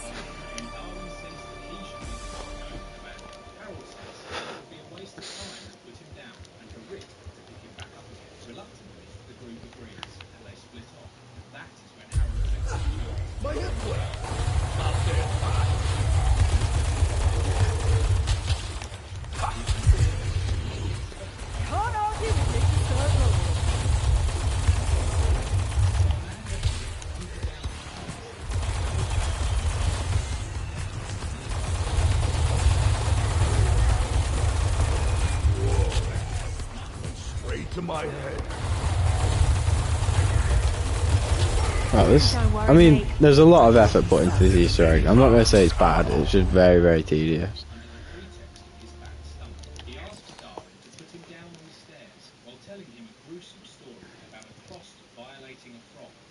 Blue Mark II right now, it won't work, but assuming you do still have the Blue Mark II, you'll all be in the room, and you'll have to fight a boss which has a shield, and the shield can only be and you'll be able to kill the boss. And we're now done with the blue liminal space. We're going to move on to the purple one next. So, grab your purple ray gun Mark II, which is the one in... Hello. Not sure if you can hear me, but I know Sam can't listen in. You don't trust me, fine. But you cannot trust her. Repeat, do not believe a word she says. I've had nightmares about hearing that voice again. Quarters, if you need a reminder, and then go over to the room where the top entrance to the elevator is, and you'll see a portrait in there. Hold square on the portrait while holding your purple Mark II, and then you'll have a challenge again. What every girl wants. Unchecked power.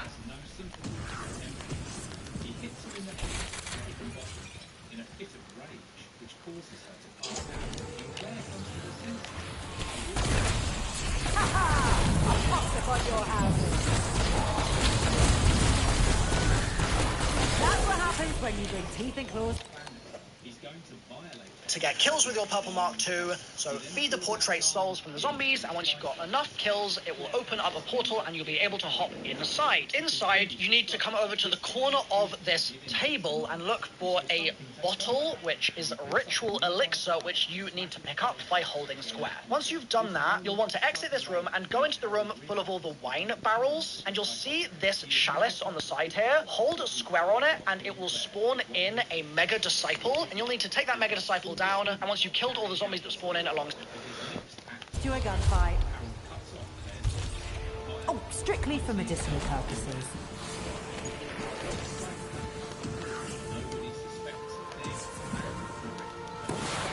Refreshments also.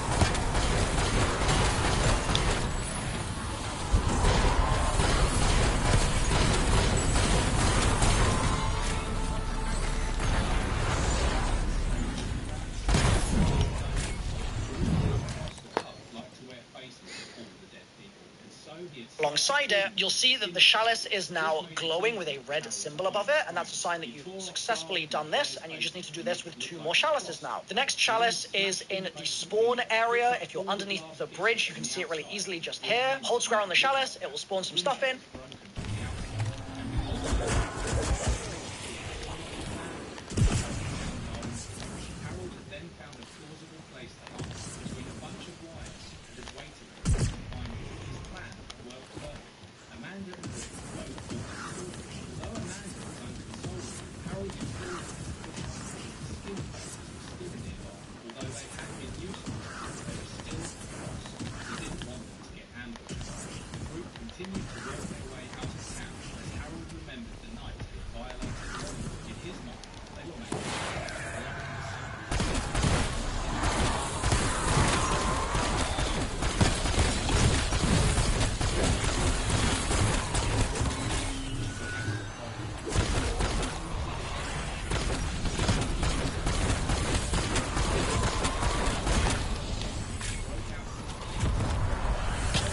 This feels underhanded. But hey, it worked.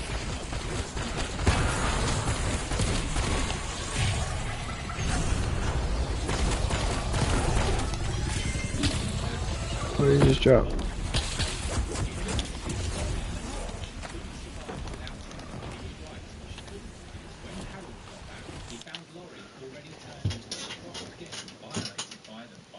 Kill all the stuff it spawns in, then you'll see the red symbol above the chalice, and the third chalice can be found in the T-Rex room, up the stairs, sort of opposite where the T-Rex is. Hold square on it, kill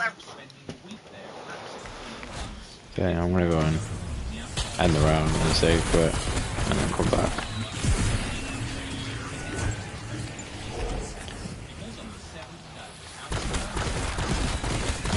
Or alternatively, I'm just gonna kill most of the zombies and then go and...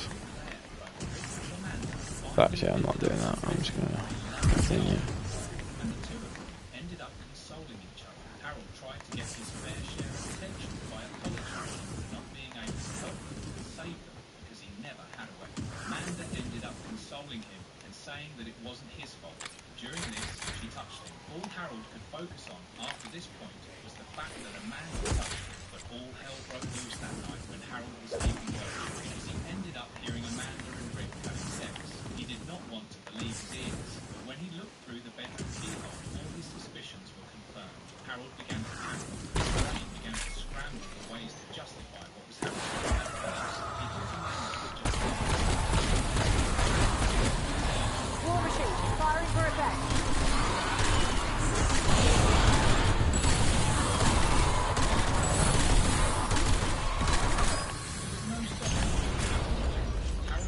There you go.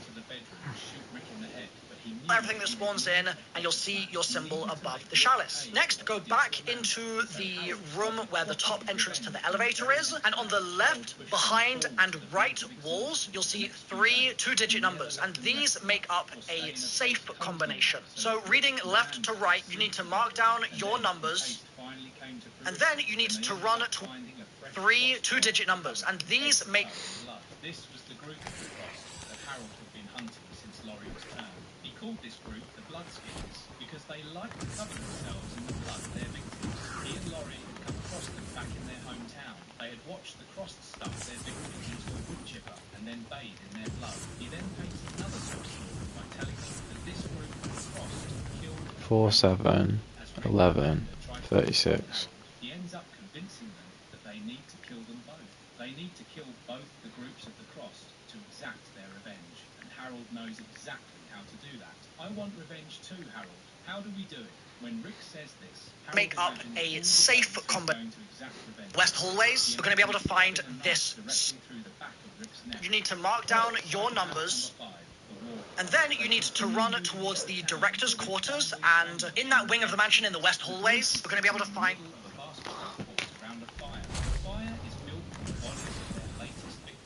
While the three of them keep a close eye on the cross, all Harold can focus on is Laurie's backpack that is being held on to 4, 7, 11, 36. in a suburban house outside of the town, and that is when Harold reveals his plan to them. He plans to make the bloodskins and the skin faces fight each other, and they're going to do this by disguising themselves as the crossed, but they will need another thing for the plan, a working car. It doesn't take long for them to find a working pickup truck. 36.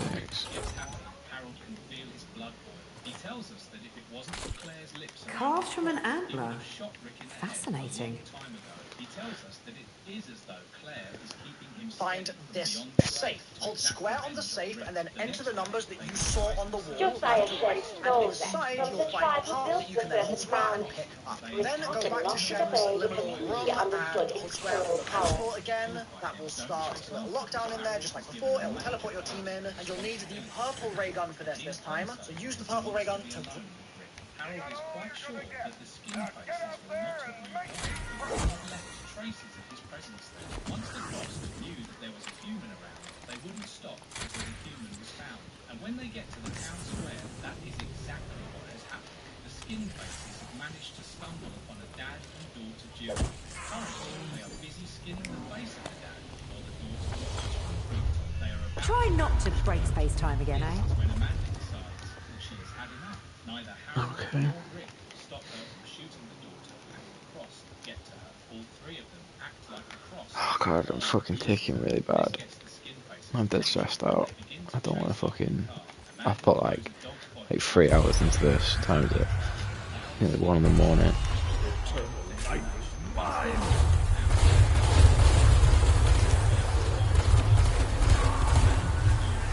Hats off to me, and heads up to you. Your servant is ready!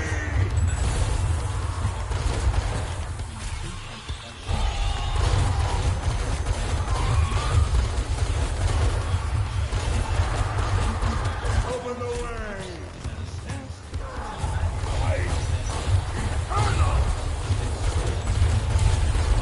There we go. Max almost such agony! Do not forsake me! Shut up. You didn't tell Sam I contacted you. That was wise. Wiser still if you stop doing her monkey work. You don't understand what she's really up. You know what wasn't wise? Locking me up for 6 fucking years. He reveals what he did to Claire in Darwin and says that he is now going to violate Rick. Break the boss's shield and then do damage, break the shield again, do damage, etc. And once you kill the boss, you'll be able to go over to the Sentinel artifact and hold square on it, and that will be your purple ritual completed. And the icing on The third liminal space is the yellow one. This is in the library, and for this you'll need the yellow ray gun mode. Right, this is the last step now before the boss fight, so I'm gonna go and save quick. The next part of the plan was tricky for Harold. He, Amanda, and Rick had planned to rendezvous back at the farmhouse if everything went well, but everything hadn't. Harold had just killed Rick, and so he needed to make it look like that.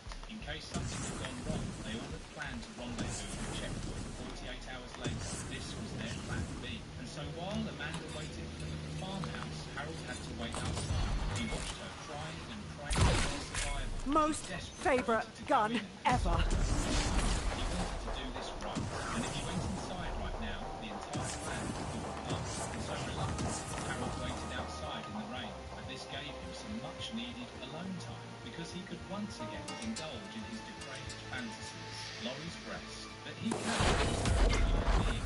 for Harold, this piece of flash was Laurie, and they had a lot of catching up to. We then see the memory Oh, please don't follow me up, bro. silent once she was rescued by her.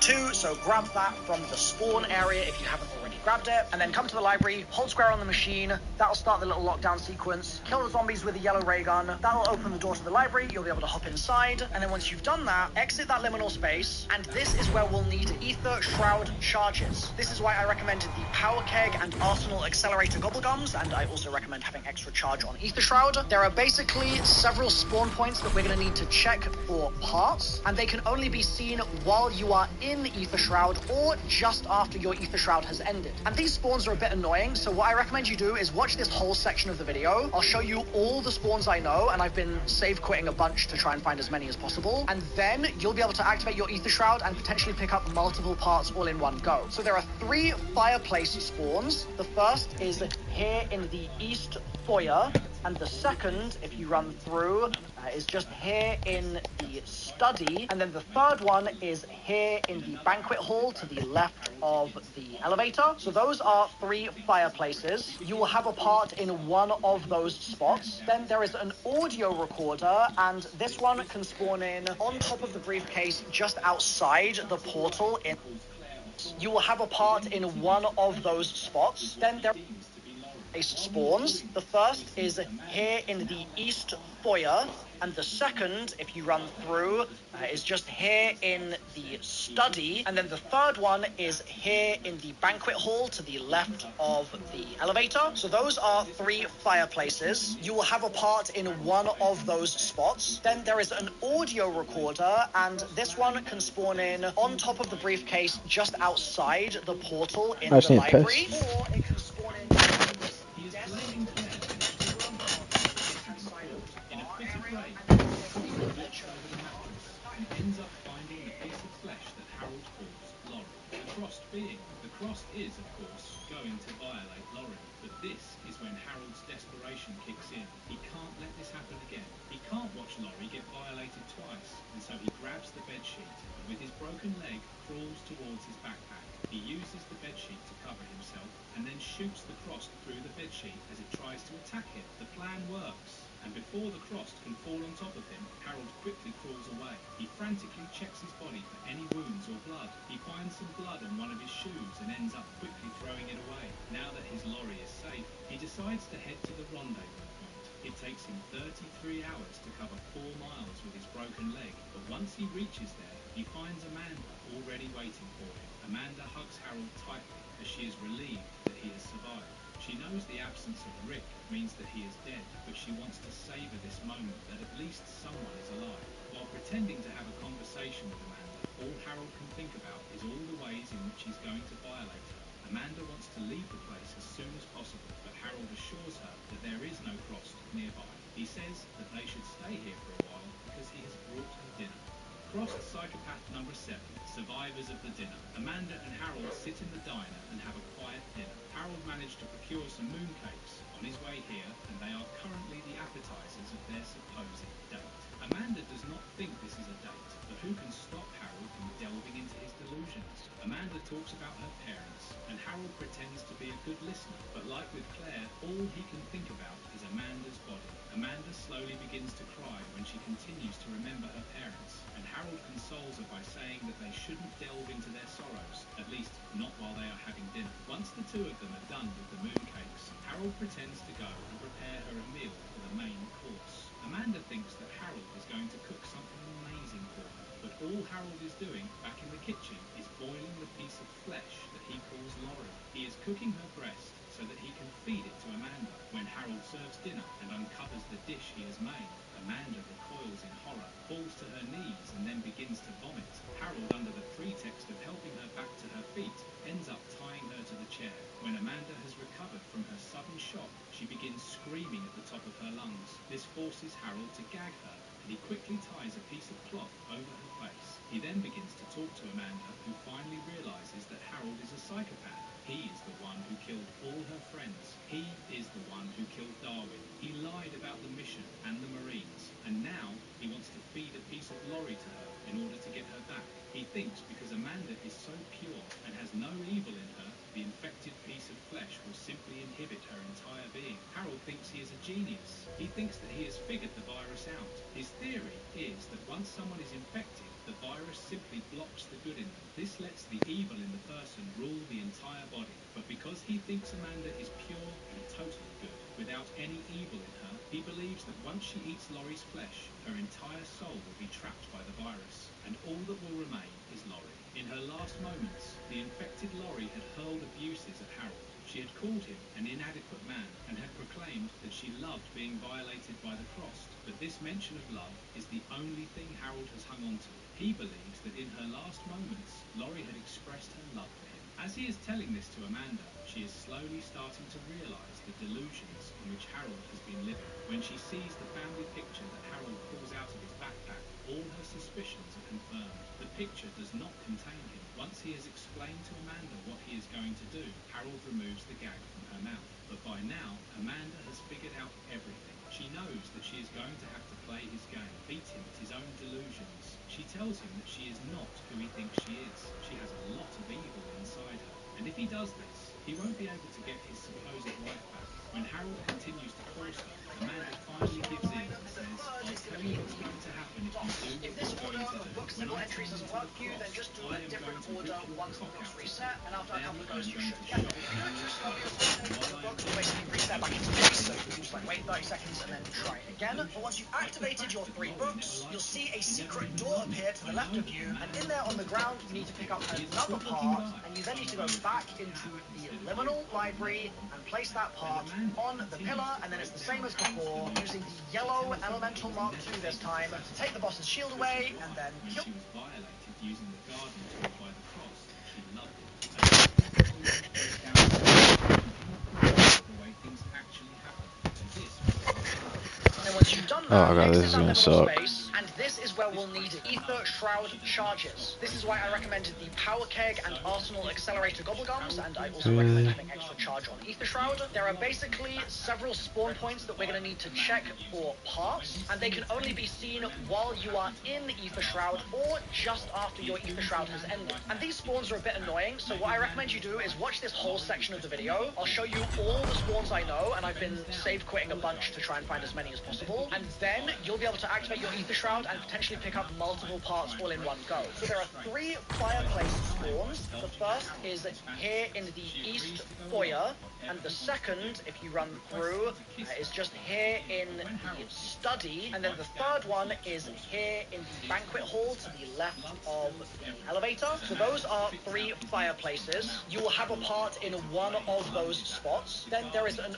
audio recorder, and this one can spawn in on top of the briefcase just outside the portal in the library, or it can spawn in on this desk in the T-Rex room on the left-hand side of the bar area, and then there's a ledger part, and that can spawn here inside the study on this desk just next to this fireplace, or several spawn points that we're going to need to check for parts, and they can only be seen while you are in Ether Shroud or just after your Ether Shroud has ended. And these spawns are a bit annoying, so what I recommend you do is watch this whole section of the video. I'll show you all the spawns I know, and I've been save quitting a bunch to try and find as many as possible, and then you'll be able to activate your Ether Shroud and potentially pick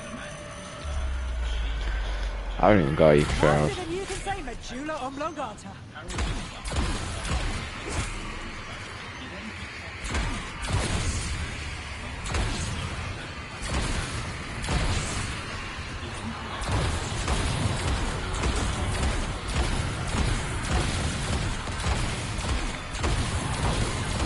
This is the shittest one.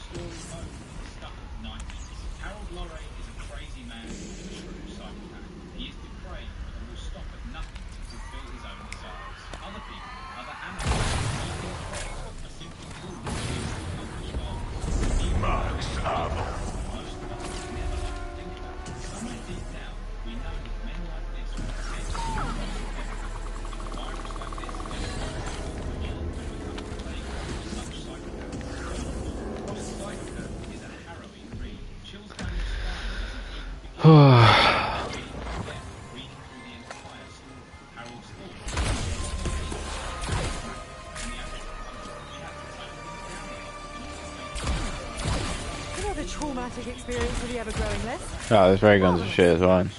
Like, genuinely, this one fucking sucks.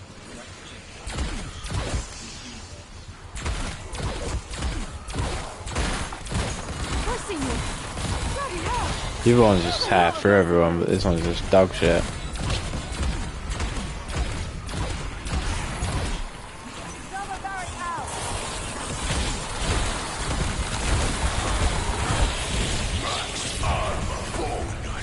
That's stupid. See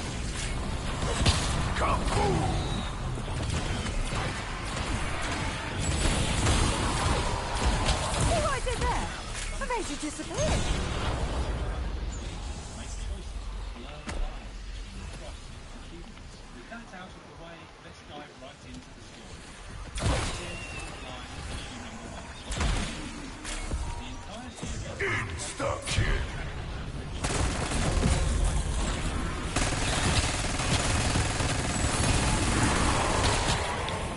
No, I didn't mean to use it.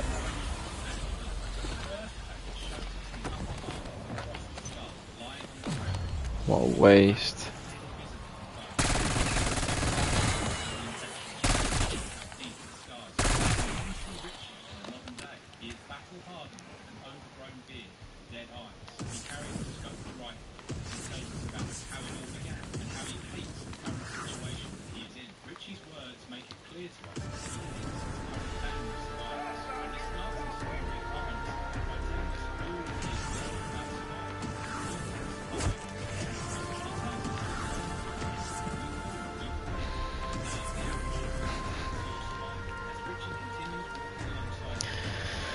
Oh god, this sucks. Right, so there's one there. I need to know where they all are. Pick up multiple parts all in one go. So there are 3 fireplace spawns. The first is here in the east foyer, and the second, if you run through, is just here in the study, and then the third one is here in the banquet hall to the left of the elevator. So those are 3 fireplaces. Okay. Pardon me while I slip into something more invisible.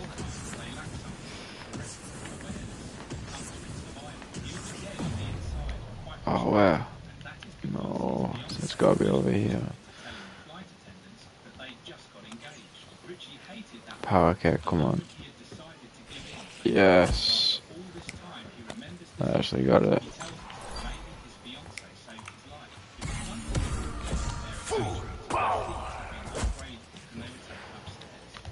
Where was it?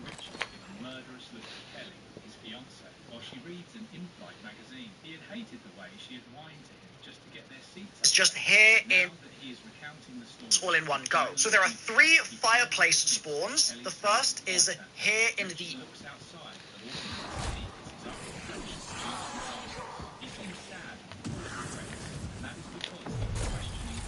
It's not here, so where is it?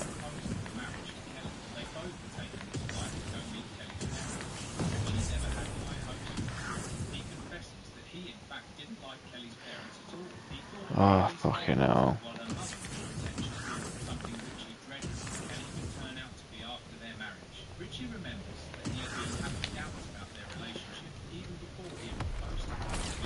What?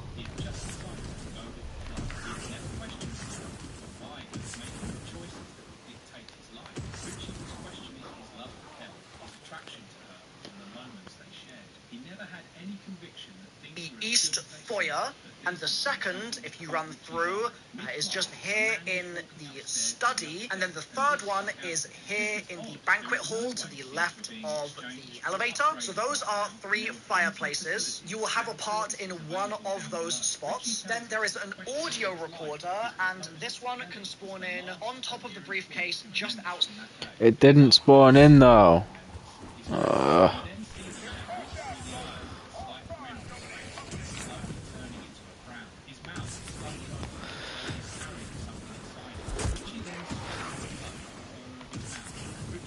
Do you really need an ether shroud for this? There's not any other way. There's got to be another way.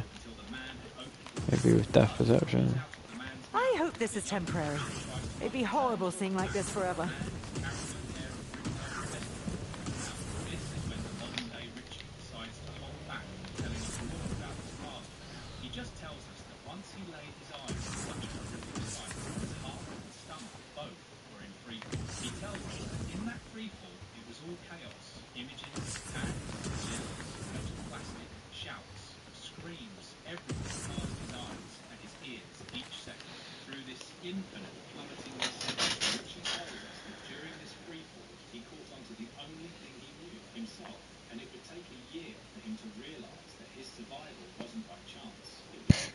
this is who he was, a survivor. But while Richie is telling us this, we see him keep a close eye on all the survivors in his group. He looks at them with disdain and mistrust. Something is brewing inside Richie, something he feels will need to come to fruition very soon.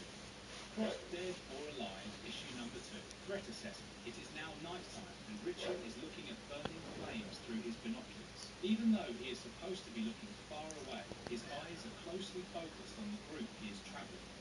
This is when Richie reveals his plan to us. He tells us that he is going to have to get rid of all of them if he is meant to survive this apocalypse. He tells us that he has thought long and hard about this, assessed every possible outcome, studied each and every person thoroughly enough, and he has come to this conclusion after pondering over it for weeks. And sadly, the conclusion is that none of them are worthy to survive alongside him. Not just a few, all of them. He tells us that they are by no means friends, neither in the traditional sense, nor in the twisted sense the crossed now force people to be. Yes, they have saved each other's lives a couple of times, but that is now part of the package for a group in these times. It's the extended self-preservation, because no one wants to spend their lives alone in these times. Richie then tells us that all of the people in this group are so different from each other that if the C-virus outbreak hadn't happened, then he is sure that they would have never ever met each other in real life.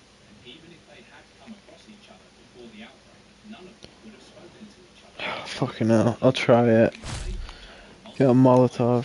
I've looked at all 3 of them though, none of them turned blue. It hasn't sparked any form of respect, because everyone knows that anyone could be killed at any second. No one is dumb enough to Sending thermo! sticking with each other. It was the way burying the guy standing next to him very next to him. They'd be forced to run away from him. We see the group is composed of 7 people in total, including Richie. Richie is currently looking back at the group while a similarly battle-hardened man beside him uses the binoculars to keep a close eye on the fire Richie witnessed previously. The disdain in Richie's eyes for his fellow survivors is the clearest. He then says, I have no problem betraying them all before they get me killed, or worse, before one of them has the same idea and beats me to the punch. Sending incendiary! Survivors has been keeping a close eye on a huge bonfire lit by the cross in the town below. The man keeping a close eye on the cross alongside Richie is Carl. Carl is the unsaid leader of the group, and he has been insisting on waiting for the cross to leave the town. They have been waiting for hours, and Carl and the rest of them desperately want to scour the town for supplies, but the cross are simply refusing to leave. They found a survivor and his 2 children in the town, and they are taking their own sweet time torturing and violating the man. We then see the crossed dancing and jumping around the huge fire, while a couple of them violate the man on top of a car. A discussion then ensues between Carl and Richie as they plan the group's next move. Richie wants to move on, but Carl wants to stay and wait the crossed out so that they can gather supplies. The group is low on everything: food, water, and more. Richie feels that if they are to survive, they need to put as much space as possible between them and the cross. But Carl goes on to remember this is the last town they will come across before the However, that is when Carl... In this video, I'm compiling the ultimate list of tips and tricks for the Shattered Veil Easter egg to make every step a lot quicker and easier, and making the boss fight extremely easy. There are a ton of great tips in this, so I highly recommend you watch to the end to not miss a single one. Breaking it all down, there are a ton of mini quests that you have to do throughout this Easter egg. One of these quests involves shooting 4 plants around the map to give it, as well as the name that pops their raindrops and picks up all of the drops. You'll all gain 33,000 fame, which is going to be somewhere around the swap run. This zombie right here, Tomahawks, you just need to throw it to the fax machine in the which canister should be there that will give you 1 free Ether Shroud charge. Shroud back every round during this step. This only spawns in whilst you are doing this specific. Progress you into the Easter egg where you need to go ahead and complete each of the 3 portrait quests. But a very important step with all 3 of these is once you've activated the portrait portal, you have to go through it before you can complete any of that specific Easter egg quest. So in the case of the live shroud back, every Ether Shroud quite a few times, and it is quite frustrating if you use one of your charges and don't make any progress. But there is a small side Easter egg down by Pack-a-Punch which can actually replenish your Ether Shroud back every round during this step. This only spawns in whilst you are doing this specific Easter egg step, but if you come down to the maintenance chamber, there are 3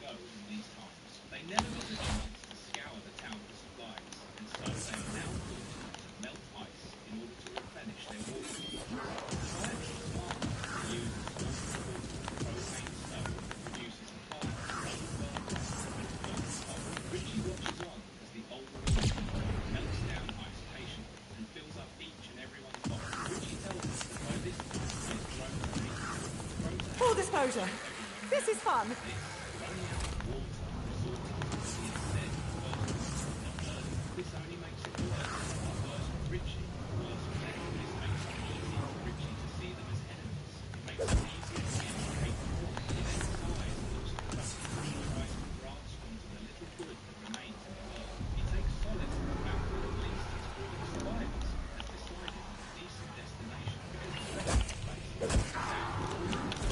Where? It's not there.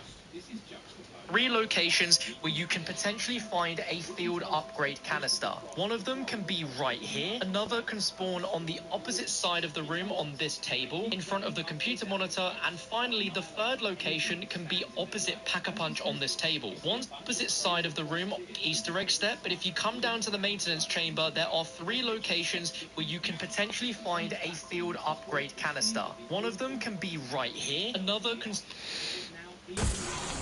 It's not there.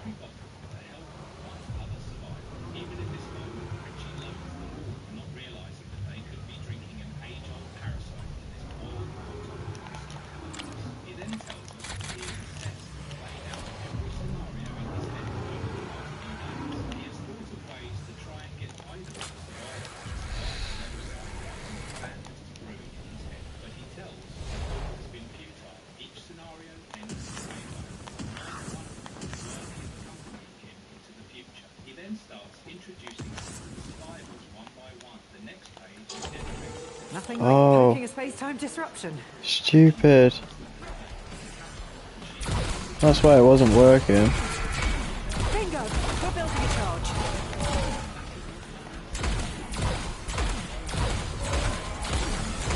He actually did it. Fucking idiot. Variable reality junction stabilized.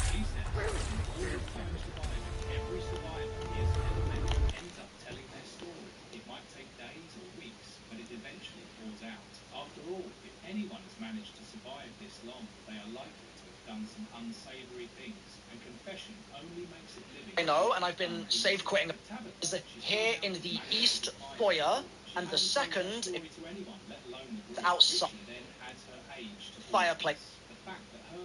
And that can spawn here inside the study on this desk just next to this fireplace.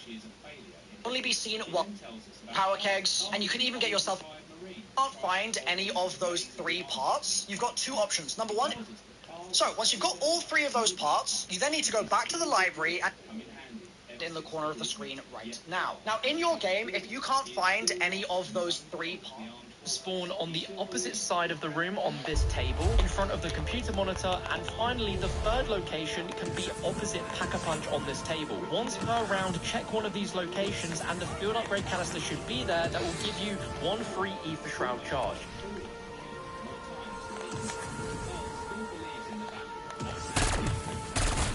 You had wings! Why didn't you just fly the fuck off?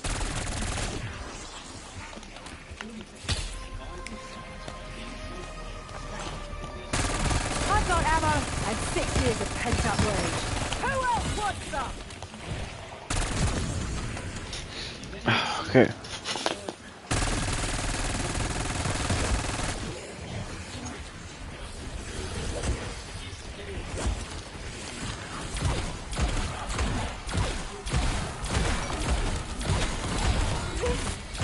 Okay. Harbour told me about.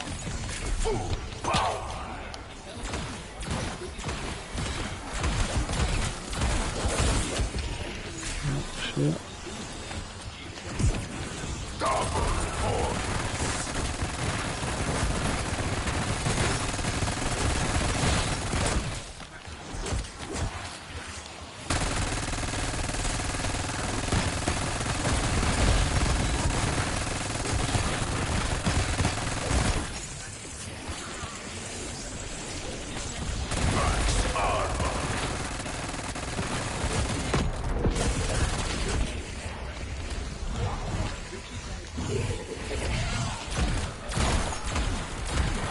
One shot that doppelgast.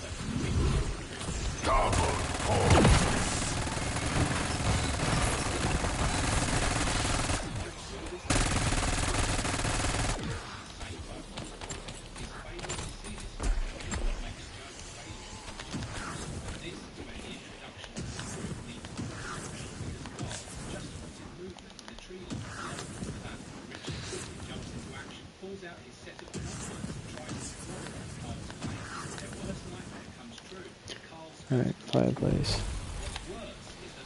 Got one. Someone got exposed to radiation. Correction, overexposed.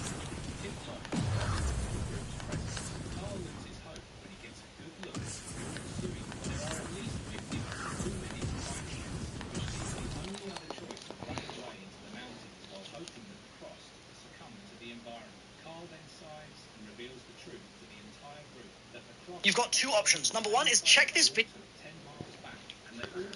Play spawn, one audio recorder spawn, and one ledger spawn. Desk just next to this. Rex room on the left-hand side of the bar area, and then there's a ledger part, the portal in the library. Part in one of those. Then there is.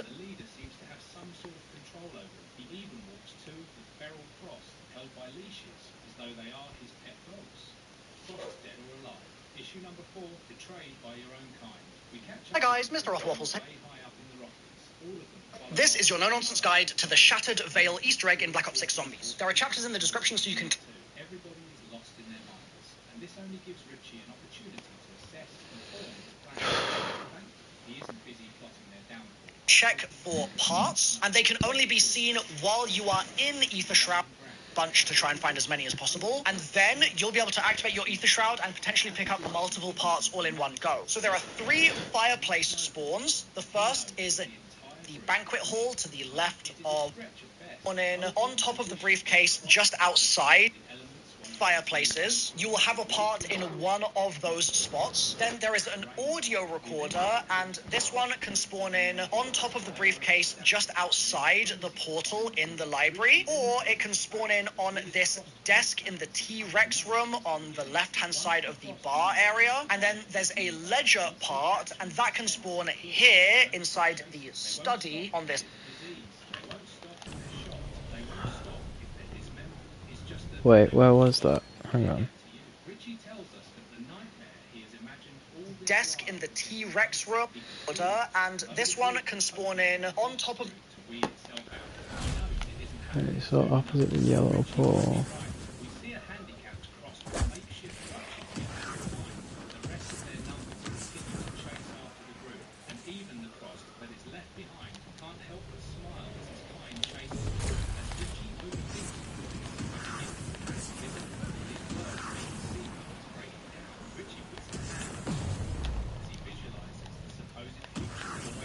Oh, it's there, it's there, it's there. Got it. This is Sam Colton. Didn't I tell you to settle with the plaintiff?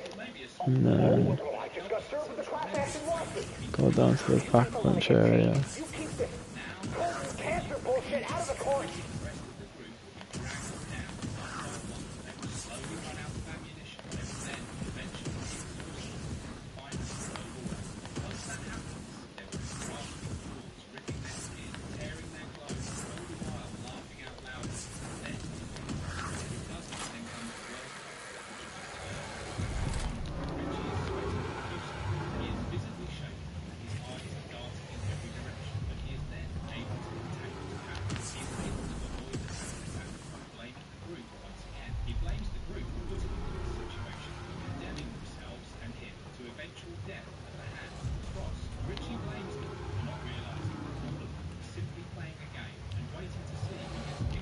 There.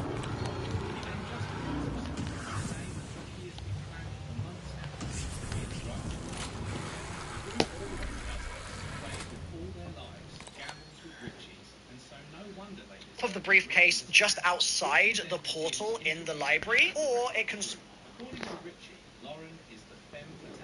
the study on this desk just next to this fireplace, or it can spawn at the very top of this staircase just next to this briefcase. So you'll have one fireplace spawn, one audio recorder spawn, and one ledger spawn. But like I said, next to this fireplace, or it can spawn at the very top area, and then there's a ledger part, and that can spawn here inside the study. Inside the study?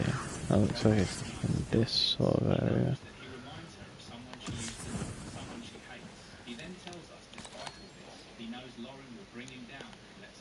On this desk just next to this fireplace, or it can spawn at the very top of this staircase just next to this briefcase. So you'll have Please be here. Going undercover. Yes, let's go. Be right back. Let's go. All the dead. Spawn, one audio recorder spawn, and one ledger spawn. But like I said, they can only so use those power kegs, and you can even get yourself a free to any of those 3 parts. You've got 2 options. Number 1 is check reload in, and your spawns will have changed. So if there's one, don't go into the liminal library, just stay in the real world, and there'll be 3 glowing books on the bookshelf. You need to hold square on those books in the following order. First, it's going to be the one that has the symbol that's like a sideways 6. Then it's going to be the one that's got a circle with a line going all the way through it and another smaller line. And the third is going to be the 3 dots. If this order of book... This crack could never hope to pay.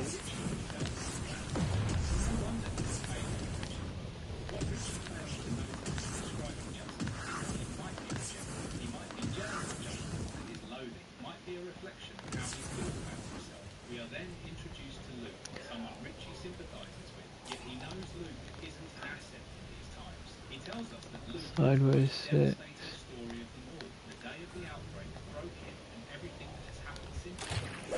It's sideways 6, and then what? Books like a wait.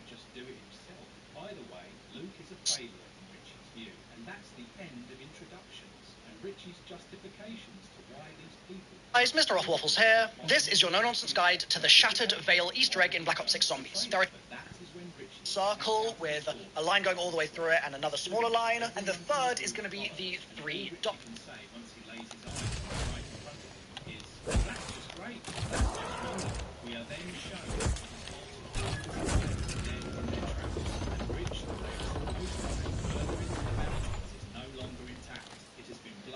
If this order of book symbol entries doesn't work for you, then just do a different order once the books reset, and after a couple of goes, you should get it. If you do it too slowly or something, the books will basically reset back into place, so you can just like wait 30 seconds and then try again. But once you've activated your 3 books, you'll see a secret door appear to the left of you, and in there on the ground, you need to pick up another part, and you then need to go back into the liminal library, place that part on the pillar, and then it's the same as before, using the yellow elemental Mark II this time to take the boss's shield away, and then kill the boss. Once you've done that, hold the square on the central artifact, and that will complete this ritual. You are now at the stage of the game where you need to prepare for boss fight. Okay, gotta do. Go get shield.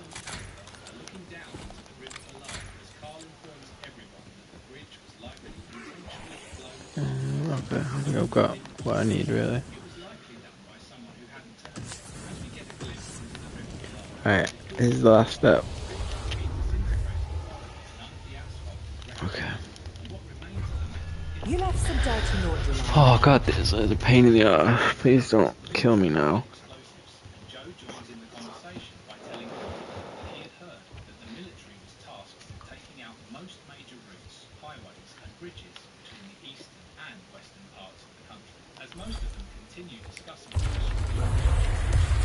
These should really come with some sort of hazard warning. Max ammo.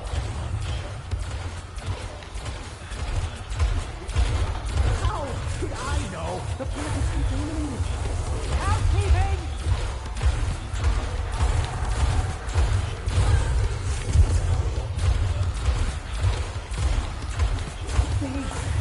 The job was risky.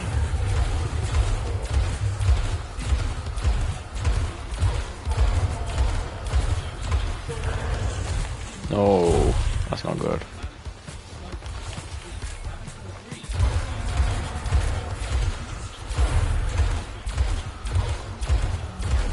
Yeah, this is pretty easy. There we go, I got the critical.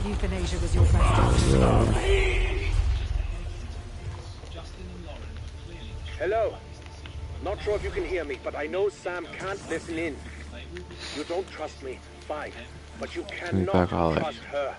Repeat, do not believe a word she says. Bricked off and alive? Check. Still full of shit? Check, check. You did it! The Sentinel artifact is loaded with prima materia. Bring it to the mainframe chamber, quickly! Mexico's return is at hand. Okay, let's go and start a new round.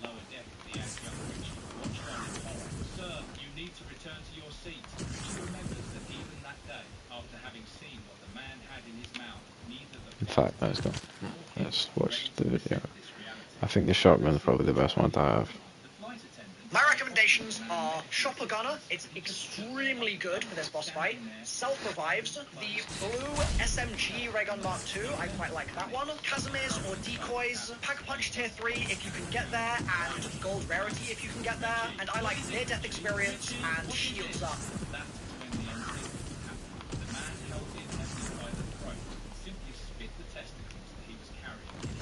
Yeah, that blue one would probably be the best actually, because it's got range damage and it's like splash damage as well. So that one would probably be the best. When you're ready to enter boss fight, go back to the Samantha AI in the underground and hold square on the panel in front of her. And then guess this makes me the belle of the fireball. Right, then you'll get a big cutscene, and With once the upgraded cutscene your ends, you will spawn should help you in a access new Copenhagen arena Middle outside with a zombie When those dinosaur. local pockets This of fight works in space-time several stages, fractures, which we'll run they through. In imprison stage the 1, poor the unfortunate zombie dinosaur occupants is and going to try and smack you with its tail, so don't get too close to it, and it's going to try and eat the toxic zombies in the arena. When it does that, the toxic zombie is going to sort of sit in its tummy for a little bit, and you're going to be able to shoot the T-Rex on its ribs, and it'll be glowing green, and that will do like 25k damage. It's a lot of damage. I believe if you wait too long to shoot it, when it's doing that kind of charge with its ribs, it will then spit out a bunch of green goo, and that will start to make the arena smaller and smaller, and this will just happen as well generally as you play through the fight. So whenever you get the opportunity, you want to shoot those green glowing ribs, but when they're not glowing, you want to shoot the boss in its eyeballs. Be careful because the boss will sometimes jump around as well, so be very careful not to get too close to it. Once you've done about a quarter of the boss's health, it will jump out of the arena, and you'll just need to kill zombies for about 45 seconds, and while it's jumping up there, it is actually still going to be able to take some damage for a few seconds, so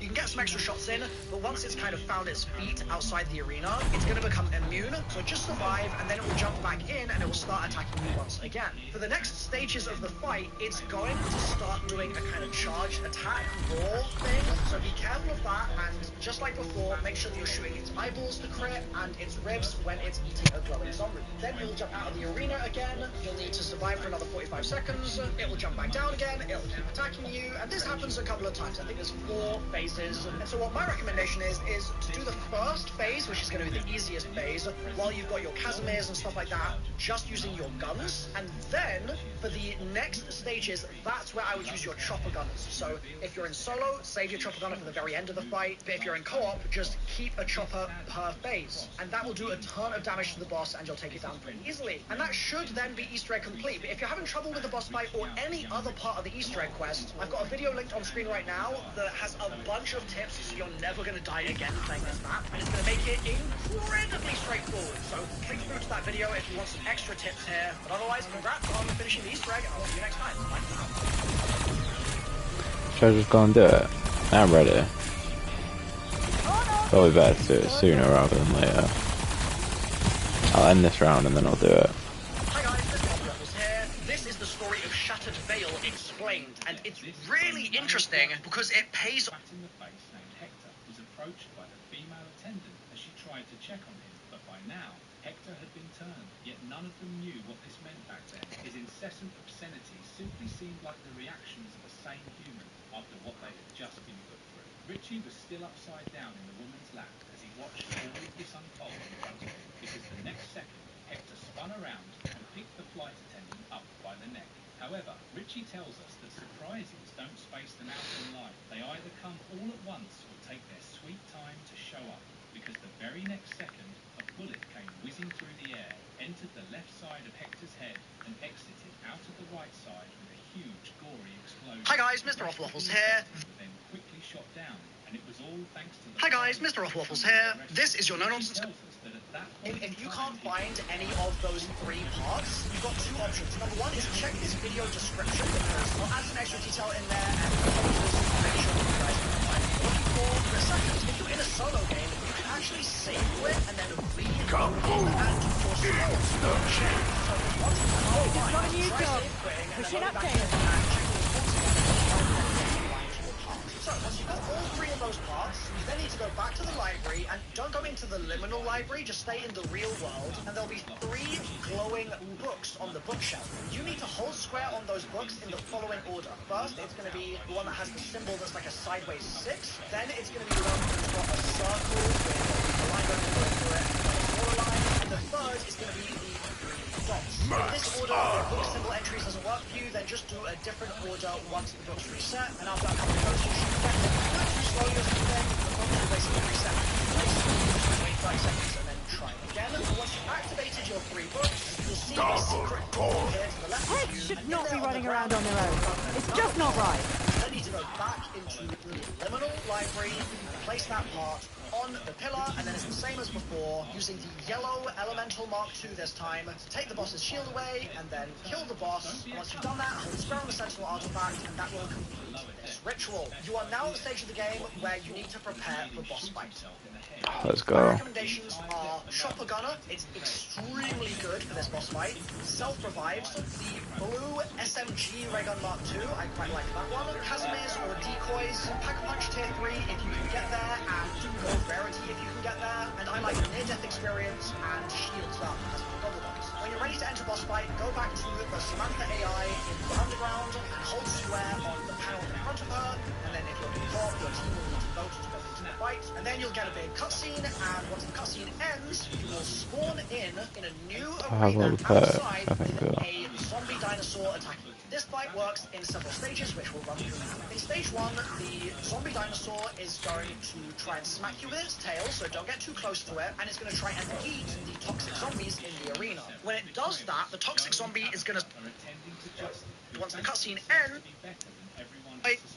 He doesn't seem to have broken anything and is still able are Chopper Gunner, Terminal Library, and place that part on the pillar, and then it's the same as before, using the yellow elemental Mark II this time to take the boss's shield away, and then Decoys, Pack-a-Punch Tier, Chopper Gunner, it's that, hold square on the sentinel artifact, and that will complete this ritual. You are now at the stage of the game where you need to prepare for boss fight. My recommendations are Chopper Gunner, it's extremely good for this boss fight. Self-revives, the blue SMG Ray Gun Mark II, I quite like that one. Casimirs or Decoys, Pack-a-Punch Tier 3 if you can get there, and Gold Rarity if you can get there. And I like Near-Death Experience and Shields Up as my gobbleguns. When you're ready to enter boss fight, go back to the Samantha AI in the underground and hold square on the panel in front of her, and then if you're in co-op, your team will need to vote to go into the fight, and then you'll get a big cutscene, and once the cutscene ends, you will spawn in a new arena outside with a zombie dinosaur attacking you. This fight works in several stages. Who died in here? In stage 1, the zombie dinosaur is going to try and smack you with its tail, so don't get too close to it, and it's going to try and eat the toxic zombies in the arena. When it does that, the toxic zombie is going to sort of sit in its tummy for a little bit, and you're going to be able to shoot the T-Rex on its ribs, and they'll be glowing green, and that will do like 25k damage. It's a lot of Let's go. I believe if you wait long to shoot it, when it's doing that kind of charge with its ribs, it will then spit out a bunch of green. It is also that we do not see the completion of our mind. Whenever you get the opportunity, you want to shoot those green and glowing ribs, but when they're not glowing, you want to shoot the boss in its eye. And you need to be careful because the boss will sometimes jump around as well, so be very careful not to get too close to it. Once you've done about a quarter of the boss's health, it will jump out of the arena, and you'll just need to kill zombies for about 45 seconds, and while it's jumping up there, it is actually God damn. I'm excited to see the zombie T-Rex, but this whole Easter egg has been so thingy, so I'm so scared that it's gonna, like, I'm gonna fucking die. I really don't want to die. Start attacking you once again. For the next stages of the fight, it's going to start doing a kind of charged attack raw thing, so be careful of that, and just like before, make sure that you're shooting its eyeballs to crit and its ribs when it's eating a glowing zombie. Then it will jump out of the arena again, you'll need to survive for another 45 seconds, it will jump back down again, it will keep attacking you, and this happens a couple of times. I think there's 4 phases, and so what my recommendation is to do the first phase, which is going to be the easiest phase, while you've got your Casimirs and stuff like that, just using your guns, and then the the next stages, that's where I would use your chopper gun. So if you're in solo, save your chopper gun at the very end of the fight. If you're in co-op, just keep a chopper per base. And that will do a ton of damage to the boss and you'll take it down easily. And that should then be Easter egg complete. But if you're having trouble with the boss fight or any other part of the Easter egg quest, I've got a video linked on the screen right now that has a bunch of tips. You're never going to die again playing this map, and it's going to make it incredibly straightforward. So click through to that video and want some extra tips here. Otherwise, congrats on finishing the Easter egg, and I'll see you next time. Bye for now. It's why you were handpicked. Kept where I could see you. Kept under my thumb. At least Maxis proved useful. Everything I've done. Requiem, Project Chalice, Sam, all of it, just to fix a murderous fuck-up and bring Mary and Samuel back from the dead. And now, you have lost the one thing that can actually do it!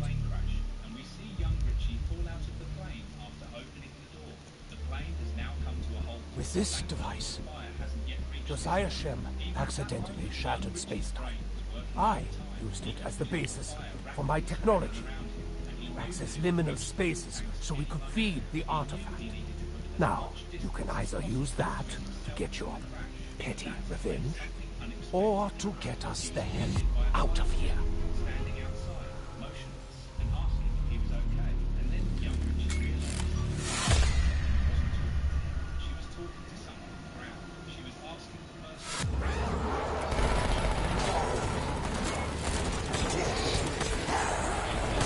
Fucking Richtofen, man. I don't know if it's the same voice actor or not. It's cool seeing Richtofen though, even though he doesn't look like as cool as he used to. He just looks like a normal guy. God damn, that's so cool. I remember Resident Evil 6 did this. Bro, that was a cool game. God damn. You're not surviving that. Jesus Christ.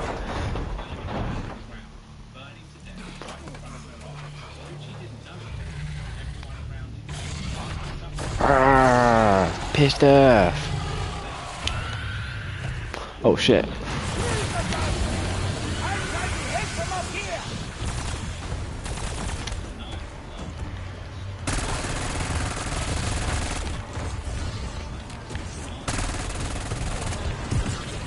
Oh shit.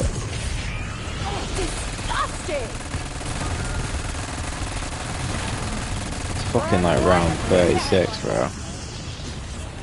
I gotta actually damage the boss. Gotta just swallow one of these toxic ones.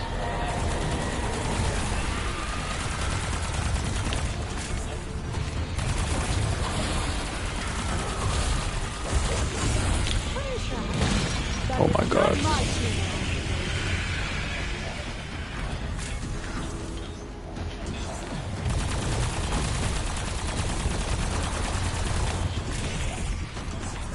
What are you waiting for? Pick that up! Whatever! I'm not supposed to do. Pick what up? There he is, doing fuck all.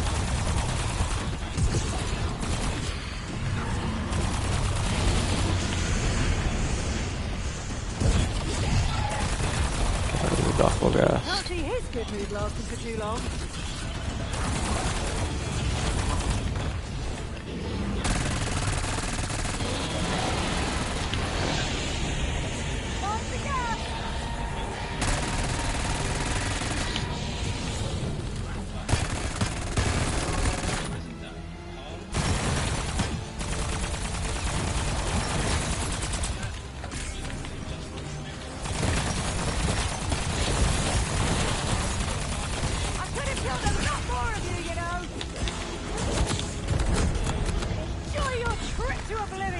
Jesus, I need to be more careful.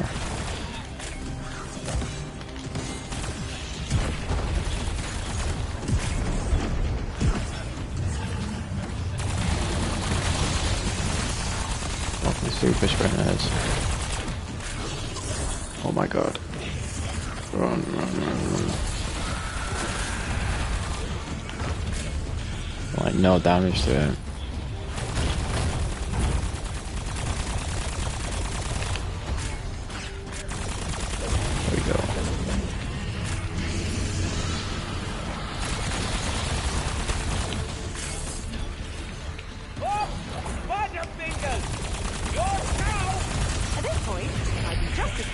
Oh my god. Something into my eye. Jesus Christ. Oh my god, oh my god, oh my god, oh my god, oh my god.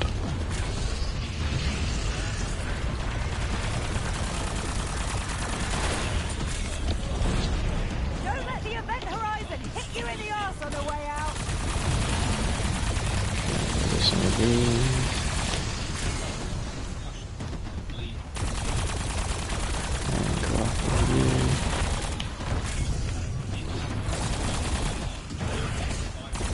Focus on defense.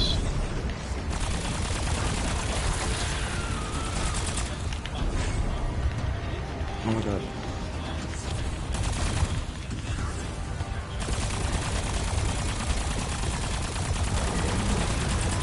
God, this is stressful. I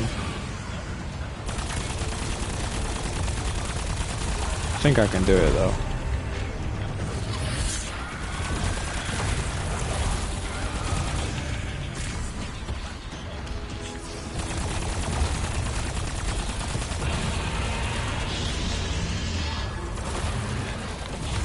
Pretty damn sprightly for a 65 million-year-old.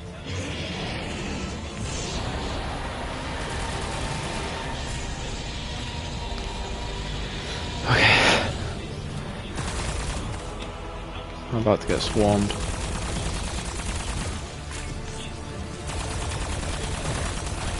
No need to bow. I'm not royalty.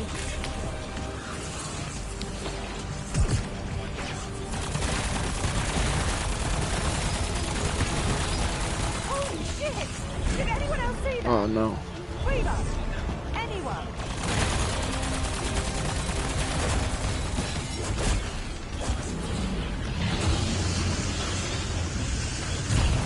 What the fuck? No. I hate myself more than anything.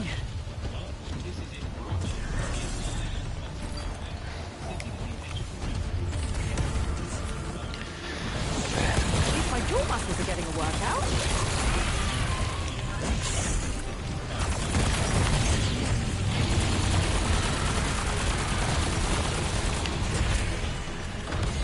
If I was the one fighting a giant activision, I would be grateful for one of those. Oh, he's fucking charging me. Oh my god.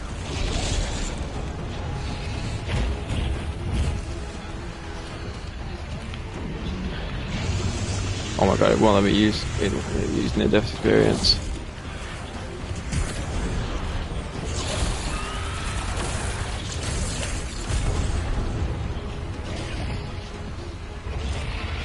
There was a quick revive there, I've got to go back.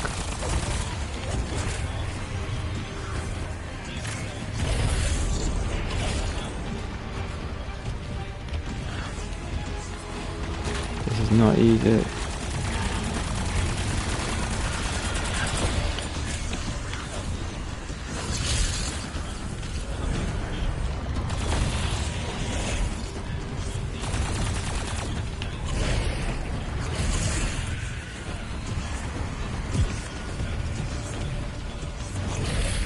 Oh my god, leave me alone, leave me alone.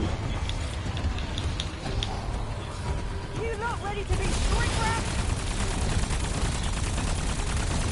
I am really glad we have tricks like this up our collective sleeve.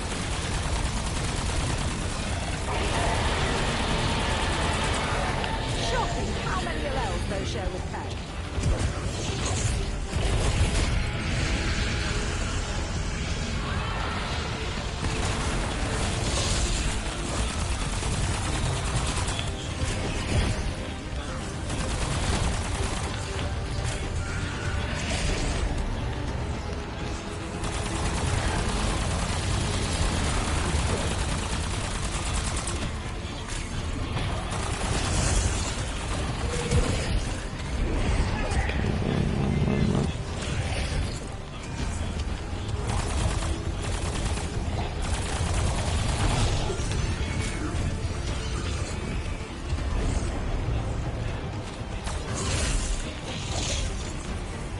Alright, Get a chopper gunner overhead.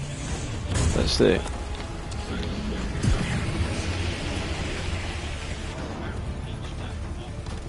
I hope this works.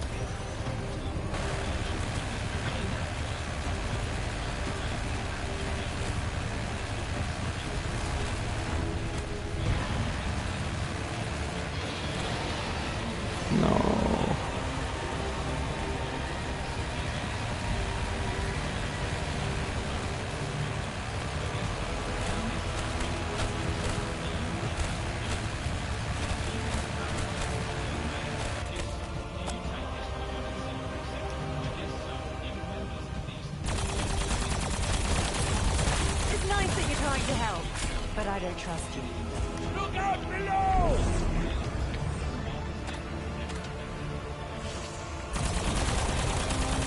Consider that your final warning.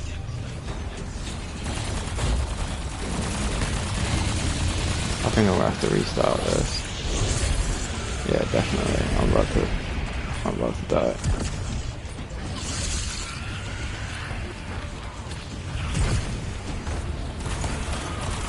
Where is he? Where is he?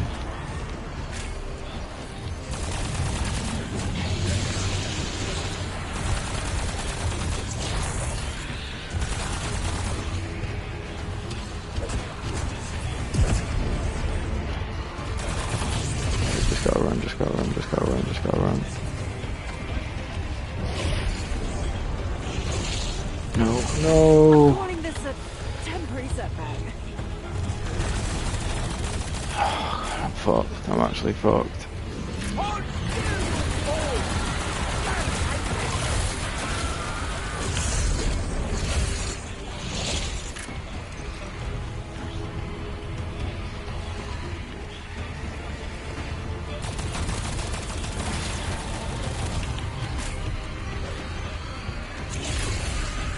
Come on, so close.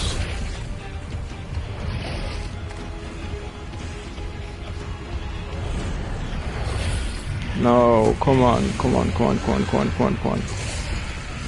No!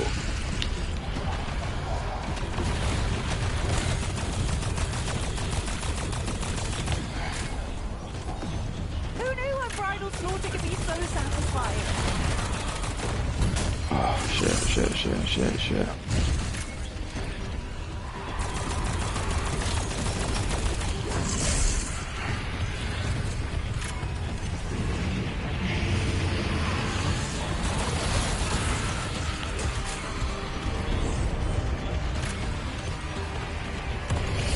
Could you get me Fuck. off the sodding ground?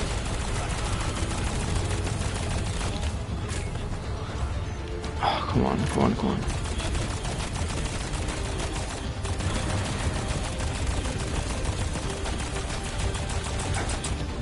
I don't have enough ammo. Wait.